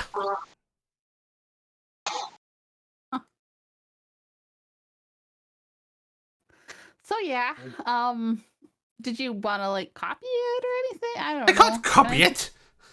What I mean for the academic of it. Yes, but this I will. No, I don't mean to make fake currency. I mean, the markings are neat, right? They are. I don't know about the politeness of. I'm going to make notes on this at the very least. I don't think they'd mind. Some Fae can be very odd about what they mind and what they don't. Fold my arms. Really? Very odd, huh? Which version are you in, by the way, right now? I'm human right now. Oh, yes. Mercurial as anything. I once stayed in a grove where I had gotten... What's wrong? So you once stayed in a what? I once stayed in a grove where I got along... Yeah? It's very rude to interrupt. She's clearly wanting to know what this is. I'm trying to hear about this story about this glade. Very well. So I once stayed in a grove, right? Where I interacted with some delightful little pixies. Simple creatures, yeah, well, they're not that bright, but they're friendly. Manias, Yes? What is it? I may caution you to be careful on choosing your next words. Okay. I stayed in the grove with the pixies. Uh-huh. And they had welcomed me. However, I slept facing the wrong way. And this apparently enraged not only them, but a local minor fae who decided that as comeuppance, I could only face that way for the rest of my stay. That's a good one. It was certainly an experience, I'll tell you that. I was supposed to be there researching So for... you did learn to sleep the right way, right? I learned not to go there again, that's for certain.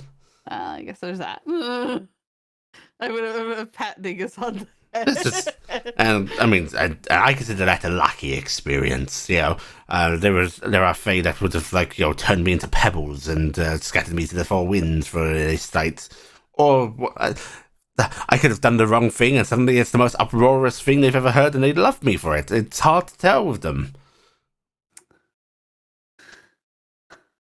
It sounds like you've had so much good interactions with them, sir. Oh, well, if you go to Tarnstead, there's more fae there than anywhere else. You might get to meet some. It would be an experience for you. I can coach you on how to interact with fae. Oh, that would just be amazing. I would really look forward to that. But this is a really good depiction of Sassarin, right? Is it? I wasn't able to identify the figure. Oh, I believe it's supposed to be Sassarin. You really should take very good care of this. I was gonna give it to Morris, but Morris won't take it. I don't know. Morris is a strange one, but you shouldn't give this away. No, why not? The value it's immense. The value of it doesn't mean anything if you don't use it, right? So you give it away. If you go in there, you could use it. If Sassarin, if this is Sassarin, they could. I mean, this is no Oberon or any of the, but on the scale of things, not far off. So that you know that smile when Oberon gets said. Well, I mean, Oberon does sound kind of amazing. You want a kingdom? They will give you a kingdom. Mm-hmm. You want them to change the hue of every tree on Innisaflack? That'll be done, and that'll be just the way it is from thenceforth. You could ask for whatever you want. You want to see a nation brought down? Oh, they'll give you that. I mean, people say that, but has there ever been any nations brought down by the Fae? Yes. Which ones? Don't know the names of them anymore. I think it's all fake. I think people just say those things. Oh. If you want to use it for something lesser, then... Well, if you would like to make notes and remarks upon the token of this lovely thing, I would allow that. Gifton uses wish spells using that token for a sandwich seems perfectly in line. You're willing to give this away? Huh? You're willing to give this away? Can I have it? I might. Be careful about any deals you make with her. What? Why? I'm just gonna smile. What is with the smarmy smiling at each other for this entire conversation? I have not been smiling at any point in this conversation. I can tell your body language. You forget what city you're in, young one. There's a good chance he's older than him. I think Telday is older than you, sir. What? No, I've heard about it's Warforged. Yeah, That very. He's got 10,000 years on him, at least.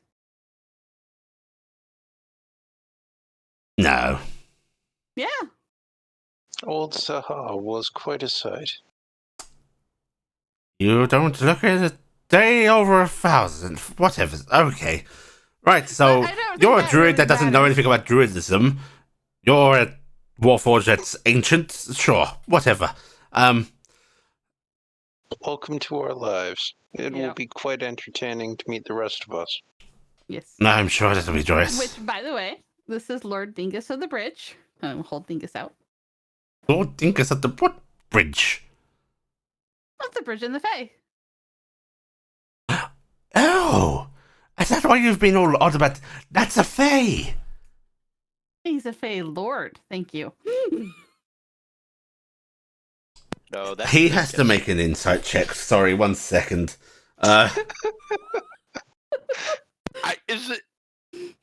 Is this a very easy insight or an incredibly hard insight going this? 'Cause this is He actually doesn't something I- want to believe you. He doesn't want to So believe it's you. Or he like a does want to believe you. disadvantage insight check. But he does, unfortunately. Okay, I mean, fortunately. He's looking at you. He just goes, no. Really? He was gifted lordship by Lord Oberon himself, weren't you, Dingus? Meep, meep, meep, meep. And Dingus puffs his chest out. Mhm. Okay, well then, I apologize for any off remarks I may have made about Faye, Lord Dingus. This is a very strange day. It is a very strange day. You have yourself a lovely time, great time researching Tilde. I probably need to check in on a few people and get some things hammered out. We'll see you in 3 days going to Yennis Aflac. This is marvelous.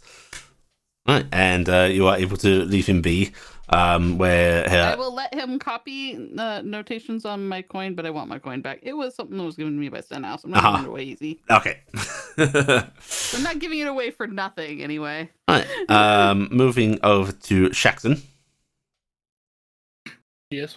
So Shaxton, you bring the notes on what subjects could be potentially used back to Fowler and Telsha. Bringing up the potential of using Lysol rather. He would have it noted as a possibility, Yeah. but also saying that he does not want to force her to do anything.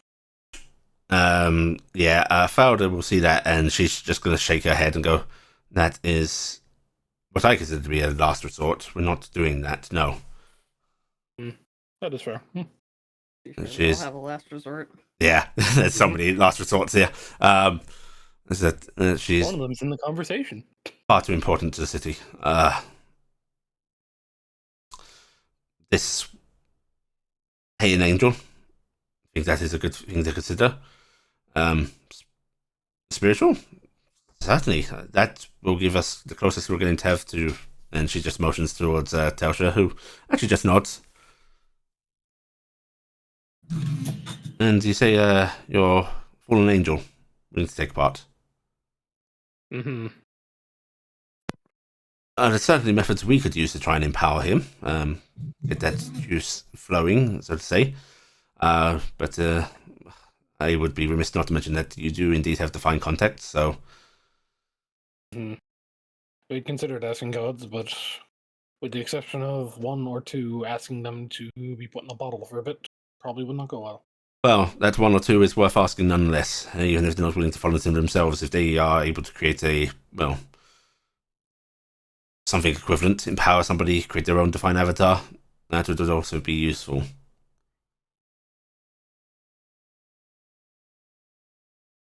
In fact, I should be writing this down, adding it to the list. Right, in that case, I think we have some good possibilities here. I suppose we start building the prototype. That is probably for the best. Right. In that case, she'll nod, and the three of you can actually set to work, which is where we're going to end this week's session. Right. Apologize for not involving you, Max Kronos. There was a lot of thing. Like I said, that's perfectly fine. Yeah. I'm sorry that you feel a bit off. You're starting to get sick. Yeah. It's fine. I mean, we've in the last couple times we've kind of all had quiet Yeah. times in it, just because It rotates around. Yeah. Yeah. Right. Everybody can take a cool 4,000 experience points. Wow. I just thought of one. Are we still streaming? Yes, right now. Okay, I was just saying we may want to remember. You said next week. Oh, right. This we're not doing it next week. Yes. We have next week off because people are away, including myself. So in 2 weeks' time, we will be doing this again. Yes. Everybody take 4,000 experience points. Everybody take their usual point of piety.